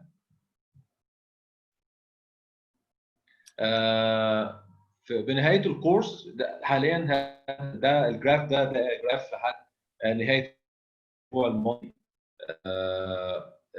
رون وأنا حاطينه كتشالنج أو كنوع من التحدي للشباب أو السادة الحضور المقدمين على الامتحان، ومحتاجين نعرف توقعهم بعد الكورس أو خلال الكورس. بس طبعا أكيد هنبقى حابين نسمع رأيهم قبل بداية الكورس، ايه توقعاتهم للاتجاه القادم او للحركه القادمه في السوق السعودي. هل هو صاعد؟ هل هو هيكمل هبوط؟ فده احنا معتبرينه سؤال ان شاء الله خلال اول محاضره. الساده المقبلين على الكورس محتاجين نسمع ارائهم في وهنراجعه مع بعض في اخر المحاضره واخر الكورس. يا استاذ ماجد ما تستعجلش.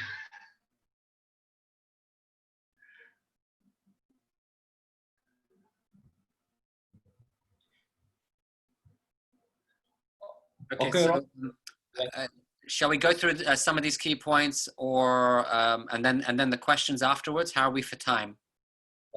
اوكي، خلينا نتطرق. دي كانت الاسئله اللي موجوده في البروشور اللي حضراتكم شفتوها على الانترنت وعلى شبكات التواصل الاجتماعي كانت خاصه في البروشور. دي كل الاسئله المطروحه فيه، هنتطرق اليها سريعا ثم نحصل على كل الاسئله الخاصه بحضراتكم نجاوب عليها. Okay, Ron, let's start with the first one. Okay, so what are the differences between the IFTA CFTe exam and the CMT Association CMT exam? Which certificate should I get, CMT or CFTe? So the choice is yours. Is my final kind of answer to that. We represent the exam of the CFTe diploma, which is part of IFTA, and that is seen as the global standard for technical analysis. بالنسبه للسؤال الاولاني، ما هو الفرق ما بين CFTe شهاده CFTe والCMTe واي الشهادات يفضل ان انا احصل عليها؟ اجابه رون ان هو الاثنين سواء، وده يرجع لاختيار حضرتك. لكن امتحان CFTe او شهاده CFTe هي تابعه للاتحاد الدولي للمحللين الفنيين IFTA، ودي بتحافظ على المعايير المهنيه والاحترافيه في تطبيق القواعد، وخاصه انها بتساعد على تطبيق ووجود ستاندرد عالمي لجميع المحللين على مستوى العالم. Many years ago, I decided to do both exams to challenge myself and learn as much as possible. وبالنسبه لرون، هو كان اختبر نفسه وتحدى نفسه بانه يتقدم للامتحانين فقط لمجرد اختبار ما هو قدرته على اختبار واجتياز الشهادتين. Now, as part of the IFTA board and IFTA education committee, I can confidently say that we are developing one of the best exams in the world. وحاليا كونه احد اعضاء مجلس اداره الاتحاد الدولي للمحللين الفنيين، وكونه احد اعضاء اللجنه التعليميه بالاتحاد الدولي للمحللين الفنيين، فرايه ان شهاده CFTe تعد هي افضل الشهادات من حيث الستاندردز او المعايير والمعلومات المتاحه. Question 2, very important question that for all of you to ask. How can you benefit from the certificate? بالنسبة للسؤال الثاني هو سؤال مهم، كيف يمكن الاستفادة من شهادة ال CFTe؟ Two answers I would give. One, you get a professional global qualification. هناك إجابتين. الإجابة الأولى إنك هتحصل على شهادة عالمية خاصة بالتحليل الفني. And the second part, practical knowledge of how to analyze markets and trade markets. بالإضافة إنك هتحصل على معلومات أساسية في كيفية تحليل الأسواق وتطبيق تلك المعلومات والأساليب. It's important to know that passing the exam is the beginning, not the end. ومن مهم توضيحه إن اجتياز الاختبار المستويين المستوى الأول والثاني هي البداية والنهاية. Question 3, does the certificate help the career path or get a new career? The short answer to that is yes. بالنسبة لاختبار السؤال الثالث، هل تمثل الشهادة هتساعد في تحويل الكارير أو الوظيفي بتاعي أو الحياة الوظيفية أو إنها تطورها أو تساعد إن هي تخلق مستوى وظيفي جديد؟ فالإجابة هي نعم. The global marketplace is becoming increasingly competitive. حيث أصبح إن السوق العالمي منافس بشكل قوي. And even the regulators of many countries around the world are now encouraging high standards and professional qualifications. وخاصة بأن الجهات الرقابية للأسواق المالية أصبحت تتطلب من ضمن المفاهيم ومن ضمن المتطلبات الأساسية لبعض المهن زي المحلل المالي والمحلل الفني الحصول على بعض الشهادات العالمية والموثوق فيها.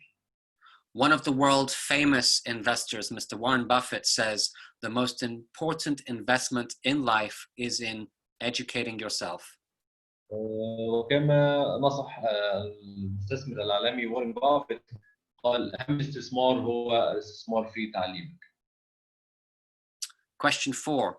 Is their CFTe certificate important to be a technical analyst? Again, very similar answer.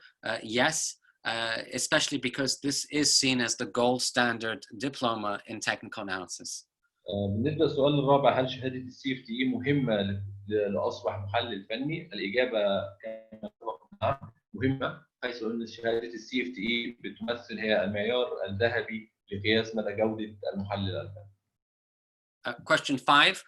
What is the difference between CFTe level 1 and level 2?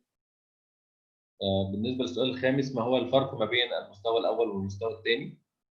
Level 1 is introduction, definition and explanations of the foundation principles of technical analysis. في المستوى الأول يمثل المفاهيم الأساسية في علم التحليل الفني والأساسيات وأساليب التطبيق. The exam style is multiple choice. شكل الامتحان هو اختيار من متعدد. Remember, 2.5 hours to answer 120 questions. ويرجى التذكر دائما ان الامتحان 2.5 ساعات لاجابه 120 سؤال. Level 2 is intermediate advanced. There's more practical preparation and experience that's needed. بالنسبه لاختبار المستوى الثاني فهو اختبار للناس من المستوى المتوسط للمستوى المتقدم وفي بعض من التحليلات والخبرات المهنيه المطلوبه. This is a great option once you do level 1 to get to complete the certificate, but also to really challenge yourself as an analyst and as a trader.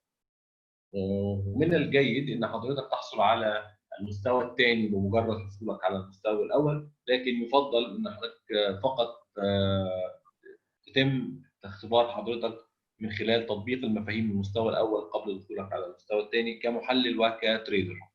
You'll be given current market charts to analyze and make trading recommendations on. وطبيعي هناك أسواق متاحة فيمكنك أن تتم تحليل الأسواق وإعطاء توصيات عليها. And you will be asked in-depth market questions.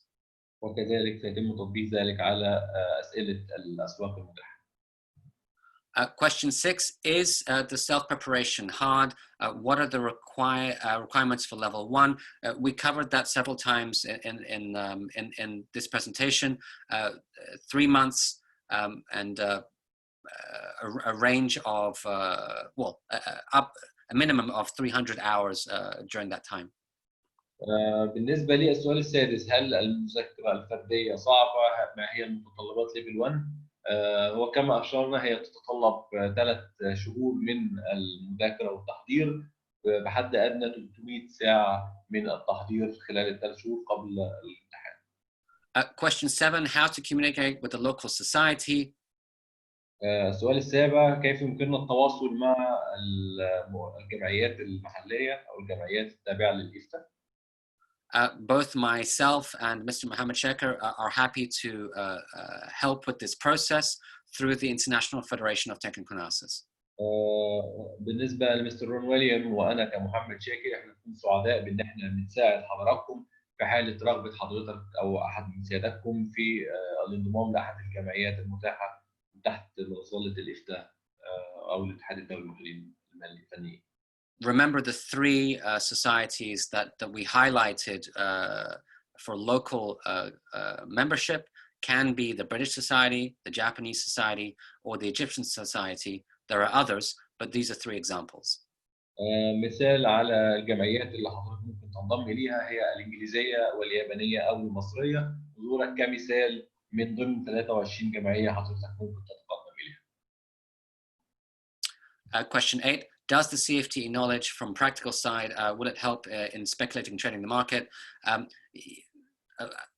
Please, if you want to read that question first. بالنسبة للسؤال الثامن، هل شهادة المعلومات الموجودة في CFTe أو شهادة CFTe from الناحية العملية هل هتساعدني في المتاجرة وفي الأسواق ولا لا؟ And the answer is yes, yes, and yes. والإجابة هي نعم ثم نعم ثم نعم. Question 9, should I be above 21 years old to sit for the exam? السؤال التاسع، هل يجب أن أكون فوق سن 21 سنة للاختبار؟ I don't believe that there's a minimum age requirement, but we can confirm. على اعتقادنا أن ليس هناك محدد فعلي لسن المتقدم، لكن سوف يتم التأكيد عليه. In my experience, the younger you are, the more you will learn. ومن خلال خبرة مستر رون ويليام، كل ما كان سن حضرتك صغير في السن، كل ما كان قدرتك الاستيعابية والتعلم أسرع بكثير.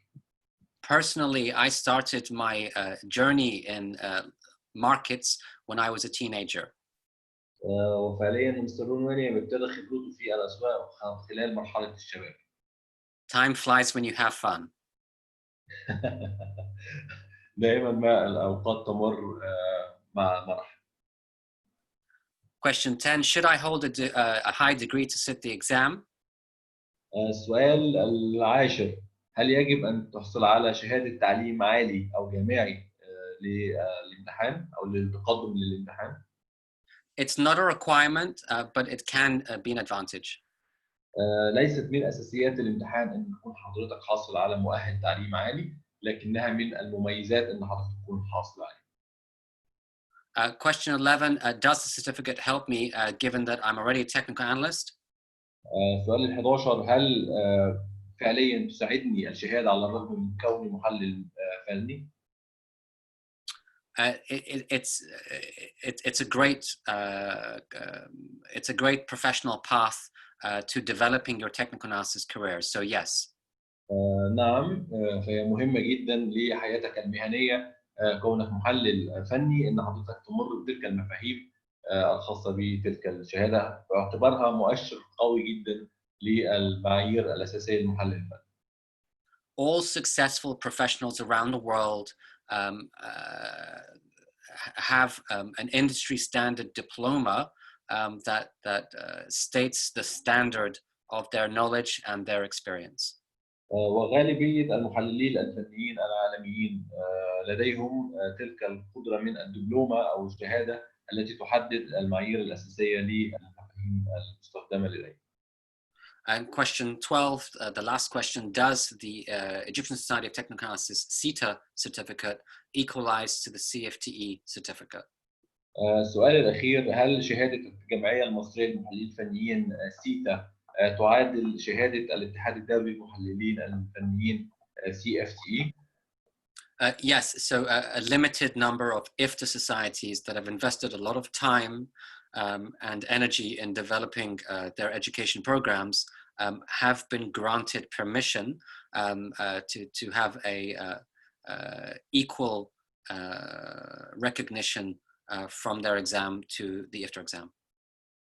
الإجابة هي نعم، حيث أن هناك عدد قليل جدا من الجمعيات على مستوى العالم التي قامت بتطوير منظومة الجمعية اللجنة التعليمية ومناهجها التعليمية لديها، بحيث تساوي تلك القدرة على مماثلة شهادة CFTe، بحيث تضمن الحد الأدنى من المعلومات والكواليفيكيشنز والمعايير الأساسية المستخدمة على مستوى العالم.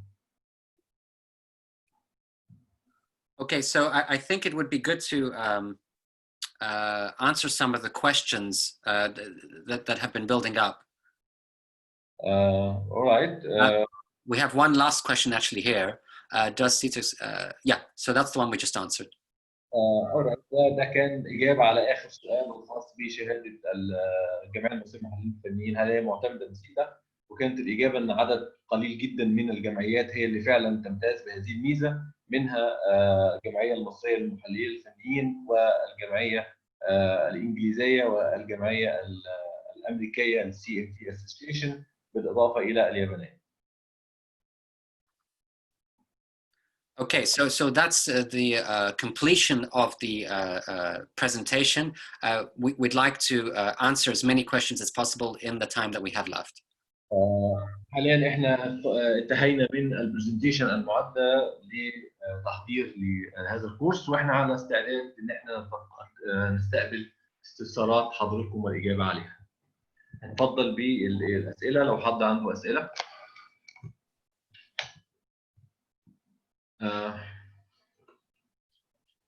سيد، هل ممكن نفتح السبيكر للشباب بعد اذنك؟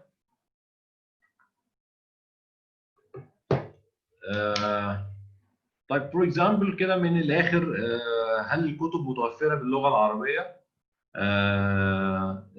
The all books in English language unfortunately. كل الكتب المتاحه باللغه الانجليزيه، بس احنا التدريس هيكون من خلال رون ويليام باللغه الانجليزيه، وانا هكون بالترجمه باللغه العربيه، والاسئله اللي هتتابع بعد كده هتبقى باللغه العربيه also. For example, we have example. Let's back upwards to review the questions. Okay.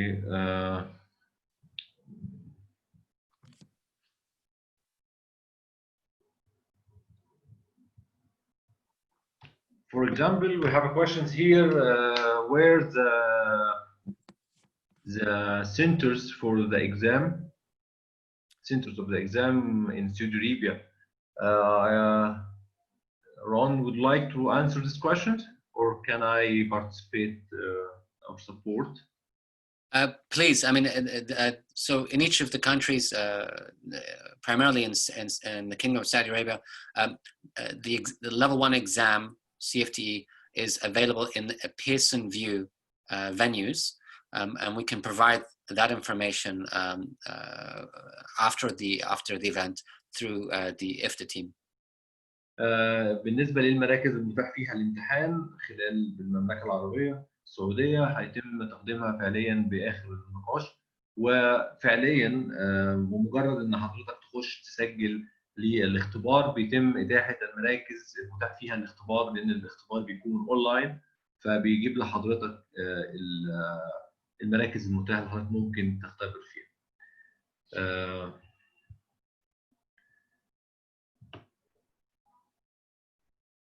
Would you like to add to that? Well, sorry? Would you like to add additional details or information to that point? To that point, yeah. If you have, I would be happy. Yeah, so we can provide more specific details, but for now, the main focus would be preparing for the well, choosing to take the course, preparing for the exam, and then of course we can provide more information. All right, but we think once someone registers for the exams, the available centers will be available to choose which one is fit for him. Yes, absolutely. يعني تأكيدا على ما قيل مقرر حضرتك ما يتم التسجيل للامتحان في ان المراكز المتاحه للاختبار سيتم ظهورها طبقا للمملكه، ممكن نتطرق اليها في نهايه الدوره بنوري حضرتك بالظبط ازاي بيتم التسجيل والمرور بها. We have a question here. Is the course with 9 months practice sufficient to pass a full CFTe? كان في سؤال هنا بيتحدث عن هل 9 شهور من الممارسة كافية لأنك تعدي أو تجتاز اختبار ال CFTe؟ My answer is it is possible, and it's a commitment for how many hours you're willing to work during that time. والإجابة هنا نعم، هي ممكنة، لكن هي تتوقف على كم مساهمتك في الممارسة والمذاكرة والتحضير. In addition to how much experience you already have. بالإضافة إلى خبرتك الفعلية والعملية الموجودة لدى حضرتك. Other questions? هل مزيد من الأسئلة؟ I see many Arabic questions. Actually, which one?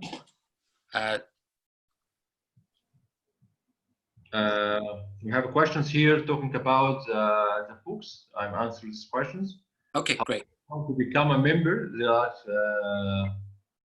Ms. Taysir, if I'm correct, how to become a member?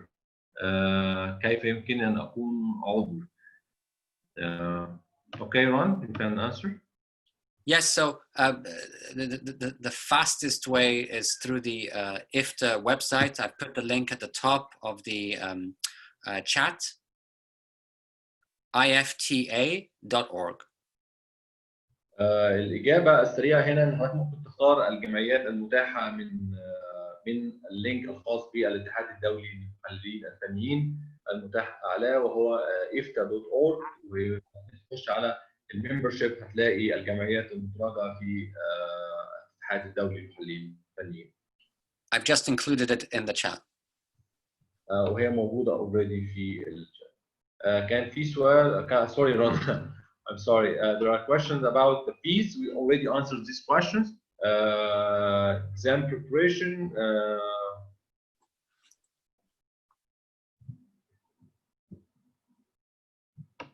Yes. Yes, we did. And then there's a question on the pass rate for students that take the course. That's from Mr. Muyath Al-Harbi. No, from Mr. Asser. Mr. Asser asked about the fees of the exam. We answered it. And the second question from Mr. Asser asked a lot of questions actually about the fees of the preparation course. So please Mr. Asser لو بعد إذن حضرتك فيما يخص تكلفة الامتحان ده يتوقف عن حضرتك عضو ولا لا.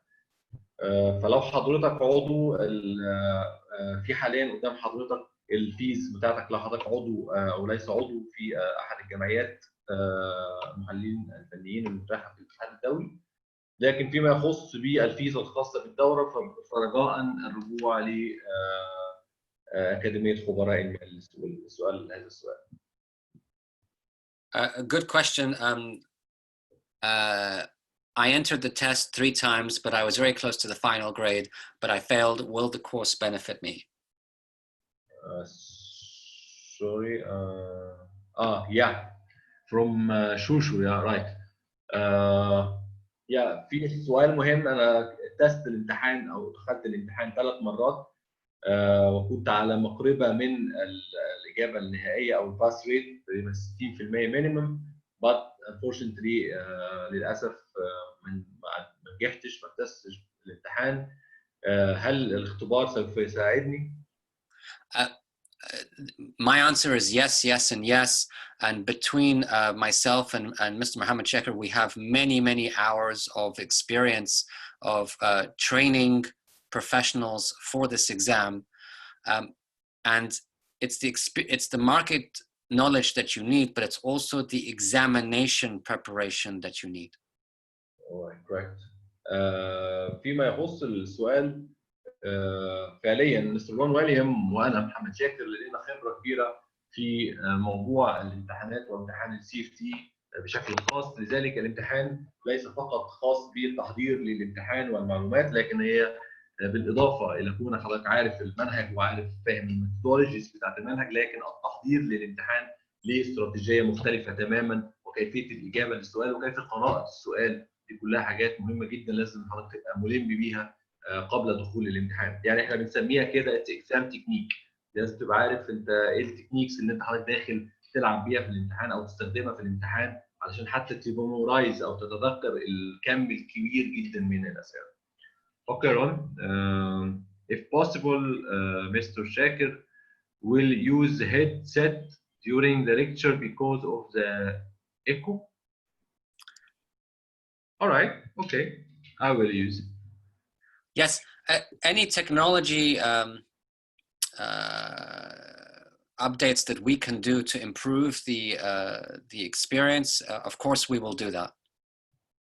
بالتأكيد يعني أي حاجة ستساعد على تعظيم وتوضيح الخبرات سوف نقوم بها.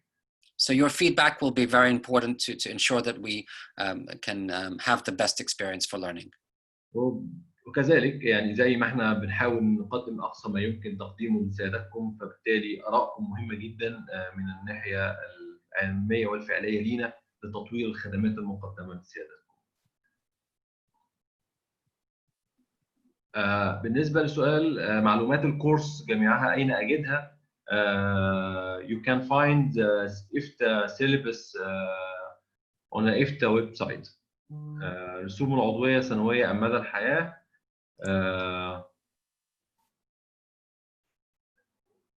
If I understand this question well, Ron, there are questions talking about if this fees is one-time fees or annual fees. I think he's talking about the local society's membership. Yes, so it's one-time fee requirement in order to be eligible to the exam discount, but it is your choice to continue to pay the membership fee in the future. بالنسبة لسؤال الأستاذ ساسر، هل التكاليف أو العضوية سنوية أم مدى الحياة؟ بالنسبة للامتحان المصاريف مرة واحدة للاختبار، لكن مصاريف الجمعية اللي حضرتك ستنضم إليها هي مصاريف سنوية. If the fees including the study books? No, the fees for the study books for this exam and with most exams around the world is separate. لا، هذه الفلوس خاصة بها الامتحان، لا تضمن الكتب، فالكتب ليها قيمة منفصلة. Another questions, course info, all, where can I find it? I think she's asking about the info about the course. One quick point I want to make about the books. The three most important books are the books by Edwards and McGee, John Murphy, and Martin Pring. فيما يخص بالكتب المهمة، أهم 3 كتب موجودين هو كتب تشارلز إدوارد أند ماجي، الكتاب اللي هو لونه الكتاب بتاع أسود، وجون ميرفي الكتاب ثاني واحد، ومارتن برينج الكتاب الثالث. دول أهم 3 كتب في السيلبس الخاص بليفل 1. I believe you will also find these books at the Money Expert College. وأظن إن ممكن تتاح من خلال أكاديمية خبراء المال. We have questions here. We answered it. هل هناك حد معين عدد مرات في الاختبار على الشهادة؟ A question here from Sude 11.1. Is there a time attempts to attempt the exam, for the exam. It can be taken as many times as required, but it's only one time per exam day. يمكنك الاختبار عدد غير محدد في المرات، لكن هو مجرد اختبار واحد لكل يوم. يعني حضرتك ممكن تقعد تختار 365 محاولة في 365 يوم. ليس لك عدد محدد. In our experience, choosing to take a professional examination preparation course is the best way to invest in the success of passing the exam the first time and not spend too much money taking it too many times. واحد المعايير الاساسيه للاستثمار من خلال حضور كورس زي الكورسات التحضيريه مثل هذا الكورس هو اجتياز الامتحان من اول مره او من مرات قليله جدا حفاظا على الوقت والقيم والفلوس اللي حضرتك بتدفعها. لذلك كورسات زي preparation كورس قد تكون مهمه جدا لحضرتك. بعد الانتهاء من الكورس ممكن الاختبار نهايه اكتوبر. Yes, the answer is yes. So what is the range for the book's cost? Ron, do you have any knowledge about the cost of the total combined books? We can provide that in after the event and through messaging, but my recommendation is to at least consider the main books. There is no requirement to get all the books. I do know many candidates who passed only by having the main books. ممكن نساعد حضراتكم في ان احنا نعرض لكم اسعار الكتب الخاصه بالمستوى الاول، لكن طبقا لمعرفه مستر رون فان غالبيه الناس اجتازوا المستوى الاول فقط اجتازوا من خلال معرفتهم الجيده بالكتب الاساسيه للمستوى الاول. But for those of you who want to learn just as a general professional development or for trading, the books will become timeless information for you. وفيما يخص الناس المهتمه بالتجاره وتحضير للاستراتيجيات فان الكتب تكون غير قيمه فعليا في انك تحتفظ بها بشكل اساسي. There are questions on. We think we already answered it. How long the course duration? It's 10 sessions. 10 محاضرات. Yes, 10 sessions, 3 hours each session. But we also give you a lot of offline support in terms of questions, assignments, and communication through Telegram and Slack. المحاضرات هي عبارة عن 10 محاضرات في 10 أيام، لكن بالإضافة إلى دعم خارج نطاق الكورس من بعد الكورس عن طريق التليجرام وعن طريق سلاك من خلال التواصل وحل وبعث الاستفسارات الإجابة عليها والممارسة والتطبيق.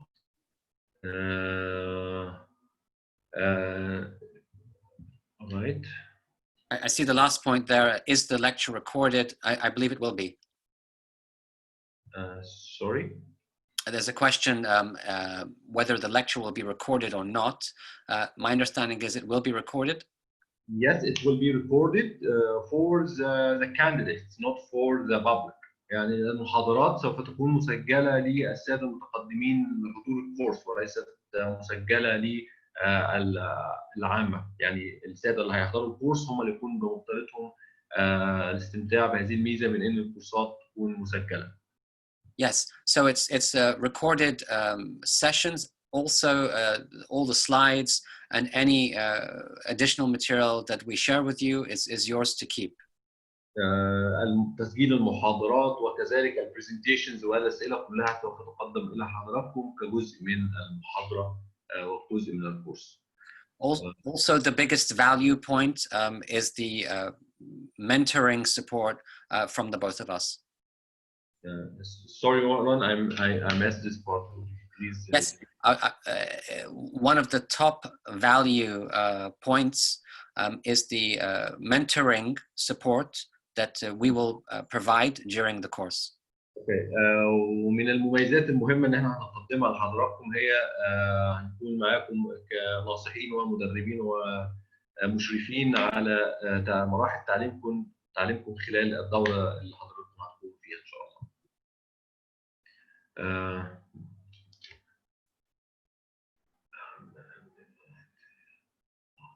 Mr. Asser, you have a lot of questions. Questions are good. Mr. Asser asked, does Money Expert Institute prepare for the preparation course? Yes. Okay, Ron, you can answer. Yes, what was the question? The question is, does the Money Expert Institute preparing a course for the CFTe level 1 exam? Will they? وكذلك احنا حاليا يعني الاجابه على سؤال حضرتك فعلا يا فندم هو الاختبار او سوري الكورس اللي احنا من حضرتك بتحضره حاليا هو خاص بالدوره التحضيريه لاختبار CFTe ليفل 1 فبالتالي المقدمه من خلال المعهد خبراء المال في المملكه العربيه السعوديه. السؤال الثاني هل الاختبار يكون عن طريقهم في السعوديه؟ لا. الاختبار بيكون عن طريق احد ممثلي الاتحاد الدولي للمحللين الفنيين في المملكه. ليس عندي علم صراحه هل المعهد احد تلك مقدمي خدمه الاختبار ولا لا، ما عنديش علم في الحته دي، لكن اللي انا اقدر اكده لحضرتك انه بمجرد تحديد الاختبار هيتم ادراج جميع المؤسسات والمراكز التعليميه المتاح فيها الاختبار. فاذا كان اسم المعهد من ضمن تلك المراكز فطبعا هيبقى بامكانك ان انت تختبرها، لكن انا ما قريتش اسم المعهد من ضمن الاماكن المعده لاختبار الافتاء. Good question from Mr. Yasser Al-Thabiti.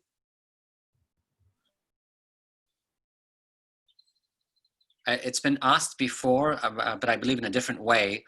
Do we take into consideration that some candidates have no experience or they're starting from level 0, starting from scratch? Yes.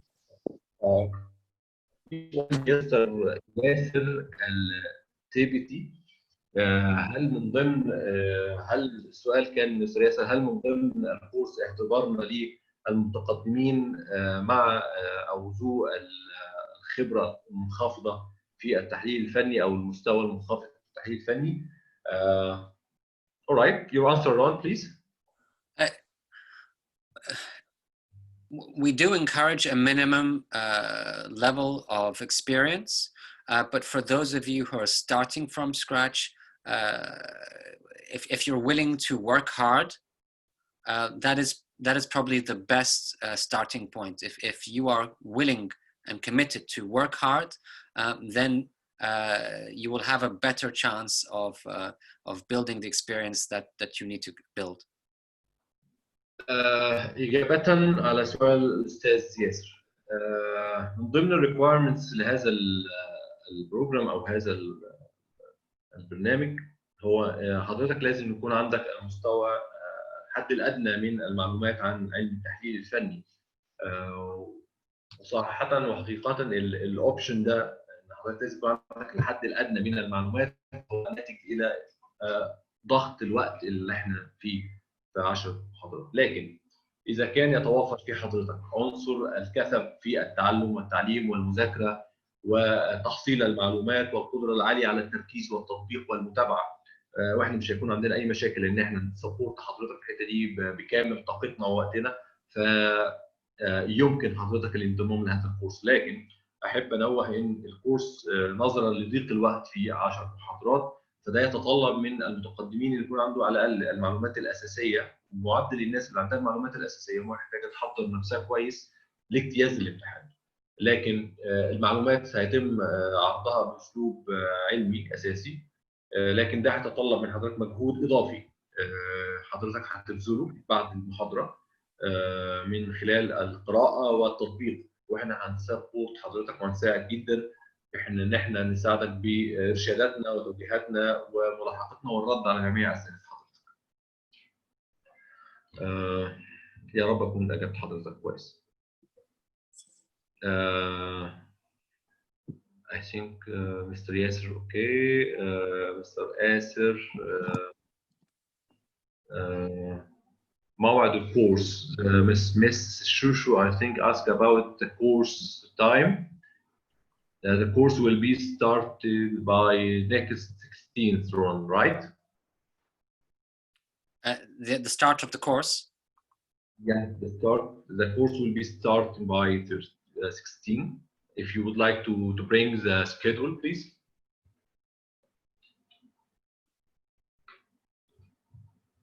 Yes, so Thursday the 16th.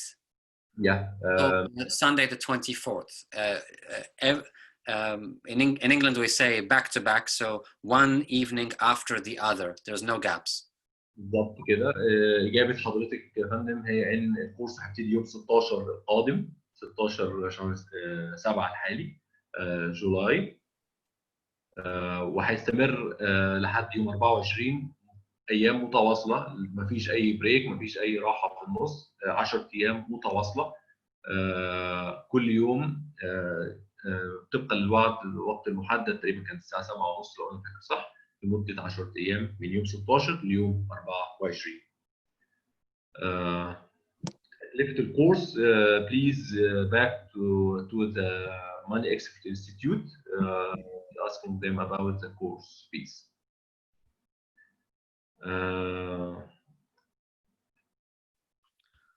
All right. One question, which is a good one and one that we can answer quickly, is I'm just trying to find it here, about one candidate who already has the books but looking for exam strategies. So I think the best answer for that is the revision session that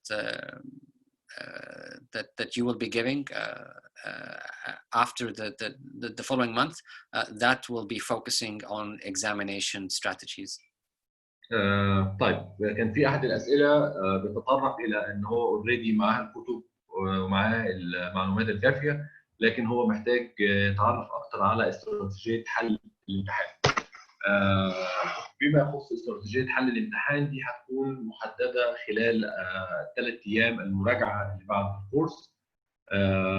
فبالتالي انت حضرتك هتكون اكتر مهتم بالثلاث ايام اللي بعد الكورس الخاصه بالمراجعه، ودي الفتره اللي احنا او اللي انا هقوم بيها بشكل اساسي، بان احنا نركز على المراجعه بالاضافه الى التهيئه ازاي نحل الاسئله في الحاجات دي، وهنراجع بعض الاسئله وازاي نهيئ نفسنا للتفكير وقراءه السؤال، وازاي نسترجع المعلومات الخاصه بكل قسم من الاقسام الموجوده في الكتب كلها. لذلك حضرتك مهتم جدا باستراتيجيات حل الامتحان، هي موجوده خلال الثلاث ايام المراجعه اللي بعد الكورس. Okay, Ron, do you have any questions you would like to answer? One final one, I think, which is best for yourself. I just put it in the chat now from Mr. Tala Salim. Mr. Tala Salim, to all participants, what's the difference between CFTe and CFA certificate? ما هو الفرق ما بين شهادة ال CFTe and CFA? Alright. حاليا في فرق كبير ما بين شهادتي ال CFTe وال CFA. شهادة ال CFA في المقام الأول بتركز على المعلومات المالية والمعاملات المالية والتحليل المالي لجميع الجوانب الخاصة بالأسواق، ففيها 10 مقررات موجودة أو 10 مناهج موجودة بتغطيها، هي تحليل القوائم المالية وتحليل الاقتصادي والتحليل الخاص بتمويل الشركات وتحليل الأسهم أو اللي بنسميها equity، والفيكسد انكم الخاصة بشهادات الدخل الثابت والدريفيتيف المشتقات المالية، وكذلك الالترناتيف انفستمنتس الاستثمارات البديلة، والبورتفوليو إدارة المحافظ المالية. ال10 مواد دول زائد الاثكس او الاخلاقيات المهنيه زائد الكوانتيتيف اناليسيس التحليل الاحصائي. ال10 مواد دول مجموعين مع بعض بيمثلوا شهاده السي اف اي، بتمثل تحليل المالي المجمل لاي محلل مالي لازم يكون على درايه بيها. CFA من الناحيه الثانيه زي ما هي بتعلم حضرتك بالظبط ازاي تستخدم ماليا، هي بتعلم حضرتك ازاي تقيم الشركه وازاي توجد الانترنسيك فاليو او القيمه الاساسيه للسهم. فبالتالي بتوجد لك رؤيه، هل السهم الحالي او السهم اللي حضرتك بتعمل له اناليسيس او بتشرح له ده هل هو مناسب في قيمه ماليه تعرف تشتريها ولا لا. في بعض التحديات بتواجه الساده الزملاء من شهاده CFA بحكم ان انا واحد منهم CFA، هو اننا كويس جدا انا بعرف ان السهم ده سهم قوي جدا ممكن اشتريه فقط لا غير، لان القيمه هي ادنى من القيمه الفعليه او القيمه الاستثماريه. كمثال انا ممكن احلل سهم من الاسهم واطلع ان القيمه الحقيقيه ليه هي عباره عن 10 ريال. فعليا القيمه السوقيه للسهم حاليا ممكن تكون 8 ريال. اذا من وجهه نظري كمحلل مالي فانا شايف ان السهم ده اتس باينج اوبورتيونيتي او فرصه شراء ان انا اشتري السهم ده لمجرد ان القيمه السوقيه ارخص من القيمه الفعليه للسهم. بتواجههم مشكله اساسيه ودي اللي دايما بيتميز بها المحلل الفني، بالاضافه الى عده مزايا بيمتاز بيها من كونه انه بيعرف يحلل السهم كديماند وسبلاي كويس جدا، بيعرف يوجد استراتيجيز خاصه بامتى يشتري وامتى يبيع. اهم ما في الموضوع هي النقطه الثالثه والنقطه المهمه هو التوقيت. عنصر الوقت عنصر مهم وفعال واستراتيجي وحاسم في اي نظريه او خطه استثماريه. جميل جدا ان انا الاقي السهم اللي انا حابب اشتريه ادنى من القيمه الفعليه. كلنا نحب السيناريو ده، انا اشتري حاجه ب 7 ريال او ب 8 ريال حين هي قيمتها الفعليه 10 ريال. كلنا نتمنى هذا السيناريو، اتس بيست كيس سيناريو. بس حقيقه الامر ايه اللي يقول لي ان ال 8 ريال او ال 7 ريال هي القيمه الفعليه اللي السهم هيطلع منها بعد كده يحقق لي ال 10 ريال اللي انا كنت طامع فيها؟ فرق ال 2 ريال ده اللي انا هحققه كجين، هحققه جين، مين اللي يضمن لي؟ وهنا تظهر اهميه المحلل الفني في اداره عنصر الوقت. وفعليا بحكم خبرتي في اداره المحافظ الماليه، اي قرار استثماري ناتج عن شقين، عن شق مالي وشق فني، الاثنين مع بعض لازم يتداخلوا مع بعض فعليا علشان يكونوا قرار استثماري مهم. فبالتالي التداخل والترابط ما بين المحلل الفني والمحلل المالي مهم جدا، لكن احد الطرفين لن يستطيع التغلب على الاخر، بالعكس الاثنين لازم يتكاملوا هما الاثنين للوصول لقرار استثماري مهم. في اختصار سريع، ايه اللي يفرق ما بين CFA والسيتا او سوري CFA والCFTe؟ في نقاط اساسيه. واحد، نطاق التحليل. حضرتك كمحلل فني بتحلل سبلاي وديماند وبرايس اكشن وكراود سايكولوجي علشان تتخذ قرار حضرتك. من الناحيه الثانيه ك CFA بيحلل البيانات الماليه للشركات المدرجه. طيب المدى الزمني للمحلل الفني من اول ثانيه الى سنين. النطاق الزمني للمحلل المالي هو اللي يعتمد على الميزانيات الربع سنويه والنصف سنويه والسنويه. قدره المحلل الفني على التحرك ما بين الاسواق قمه في المرونه. انا ممكن النهارده اتداول في المملكه، بكره اتداول ممكن في امريكا، بعد ممكن اتداول في المانيا، بعد ممكن اتداول في اليابان، ممكن اتداول بعد كده في انجلترا. ايزي ان انت تتنقل من سوق للثاني، في حين ان المحلل المالي بيواجه صعوبه جدا في ان هو يتنقل من السوق للثاني بدون دراسه. بالنسبه له مشكله قويه جدا، لان المحلل المالي محتاج قبل ما يخش السوق لازم يكون فاهم الابعاد الاقتصاديه والابعاد السياسيه والابعاد الماليه لاي سوق، على غرار مرجعيته الماليه في اتخاذ القرارات. طيب ثالث حاجه، كم البروفيتابيلتي اللي بيحصل عليها المحلل الفني مقارنه بالمحلل المالي قد تكون قريبه من بعض، بحيث المحلل الفني زي ما هو بيعرف يتداول على النطاق القصير الاجل والمتوسط الاجل، ممكن بالاضافه يتداول على النطاق طويل الاجل ممكن سنه. كذلك المحلل الفني ممكن يكون عنده مرونه جدا في الدخول والخروج السريع، لكن معظم التحليلات الماليه بتحبذ دايما استراتيجيه باي اند هولد، فبالتالي هو بيستثمر على النطاق طويل ممكن سنه او اكتر. ده فوجئ الفرق ما بين الشهادتين. فتاني بريكاب او بقول من جديد، شهاده التحليل الفني more flexible more dynamics، فيها متغيرات كتير، فيها اصوات كتير، سهوله التنقل، تايم فريم كتيره جدا من اول ثانيه لحد سنه، تايم فريم، قدره كبيره جدا على التايم مانجمنت والماني مانجمنت والريسك مانجمنت موجوده. المحلل المالي بيعتمد بشكل اساسي على الميزانيات، فلازم ينتظر الميزانيات من كوارتر لكوارتر علشان يعرف ياخد قرار استثماري. لكن المحلل المالي يستطيع ان هو ياخد القرار الاستثماري من اول دقيقه لحد يوم لحد اسبوع. واظن غالبيتنا كمحللين فنيين في السوق احنا عندنا قدره ان احنا ناخد قرارات يوميه واسبوعيه وشهريه ومستمره طول ما احنا طالعين. اتمنى ان انا اكون عرفت اجاوب حضرتك على هذا السؤال. Okay, Ron, I'm answered that long question. Thank you very much. As you've been answering that, I've been replying on the chat to some other questions. All right. Mr. Ibrahim was asking about joining an IFTA society while being in Saudi Arabia. Is that possible or not? And I just replied back saying, yes, it is. And then we just received another question saying, is our course an online course? And the answer, for those of you that did not know, yes, it is online.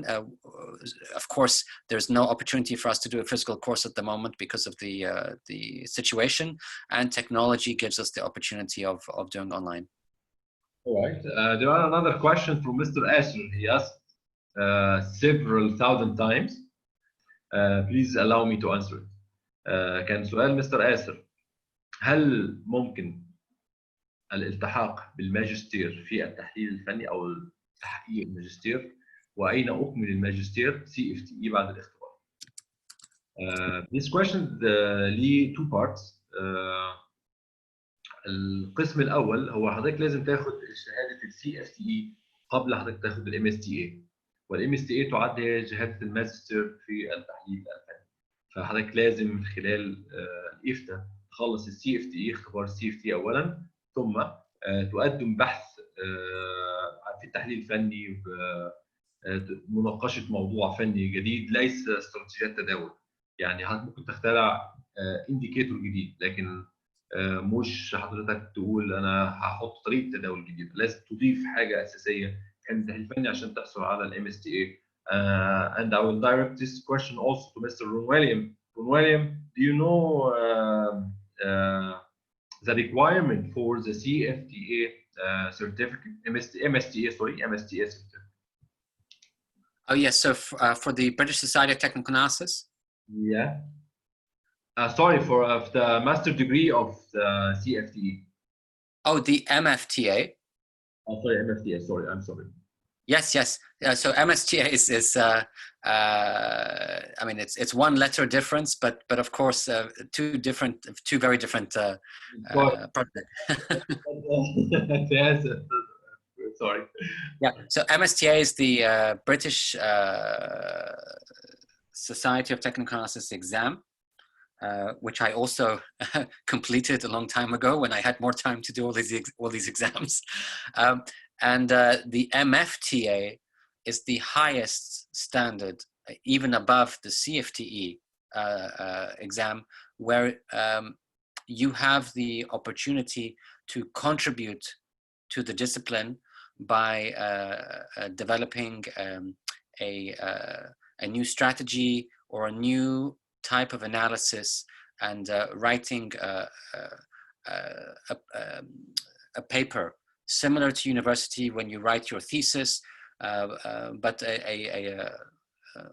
a more a summarized university thesis. All right.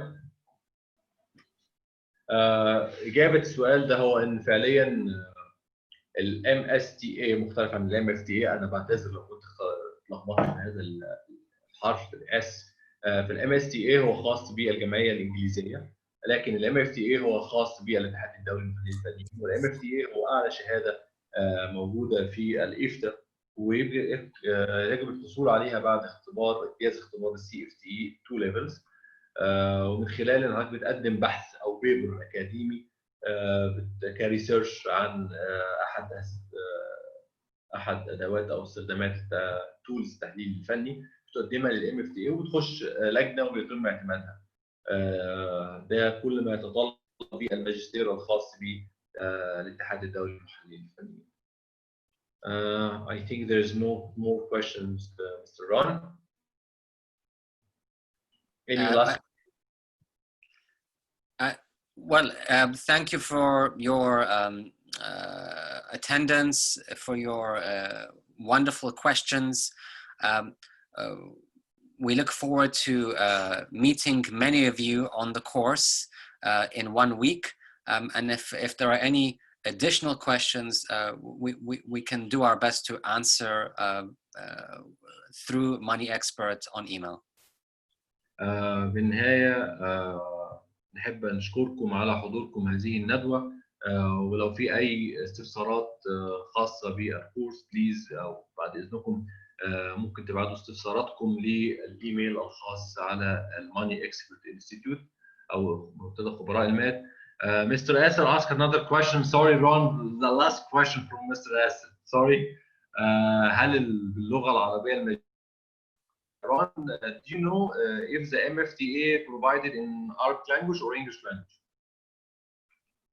A good question. I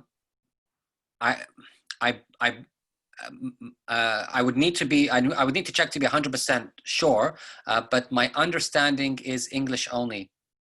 اوكي. طبقا لمستر رون بيقول طبقا لمفاهيمه الاساسيه فاختبار او الاعداد للMFTA هي فقط باللغه الانجليزيه.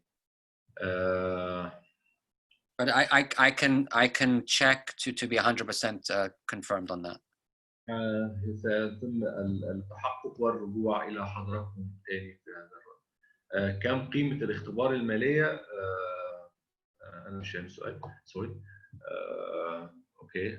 شكرا لحضراتكم جميعا على الحضور، واتمنى ان احنا نكون افدنا حضراتكم في الرد على الاسئله وتوضيح البروجرام ان شاء الله اللي احنا هنبتديه الاسبوع القادم، واحنا على استعداد كامل بالرد على اي استفسارات حضراتكم تحبوا تسالوها بما يخص الامتحان او بما يخص البريبريشن او الكورس التحضيري لامتحان CFTe خلال الفتره الجايه. شكرا لحضراتكم جدا، وشكرا على خبراء المال لاستضافتهم هذه الندوه، واتمنى ان احنا نكون مفيدين لحضراتكم. Thank you, Ron. Thank you for your time. Thank you very much. Have a great evening, everybody. Thank you, Mr. Ron. شكرا لحضراتكم، وان شاء الله نلقاكم على خير. شكرا لخبراء المال. شكرا لحضراتكم. شكرا استاذ. شكرا.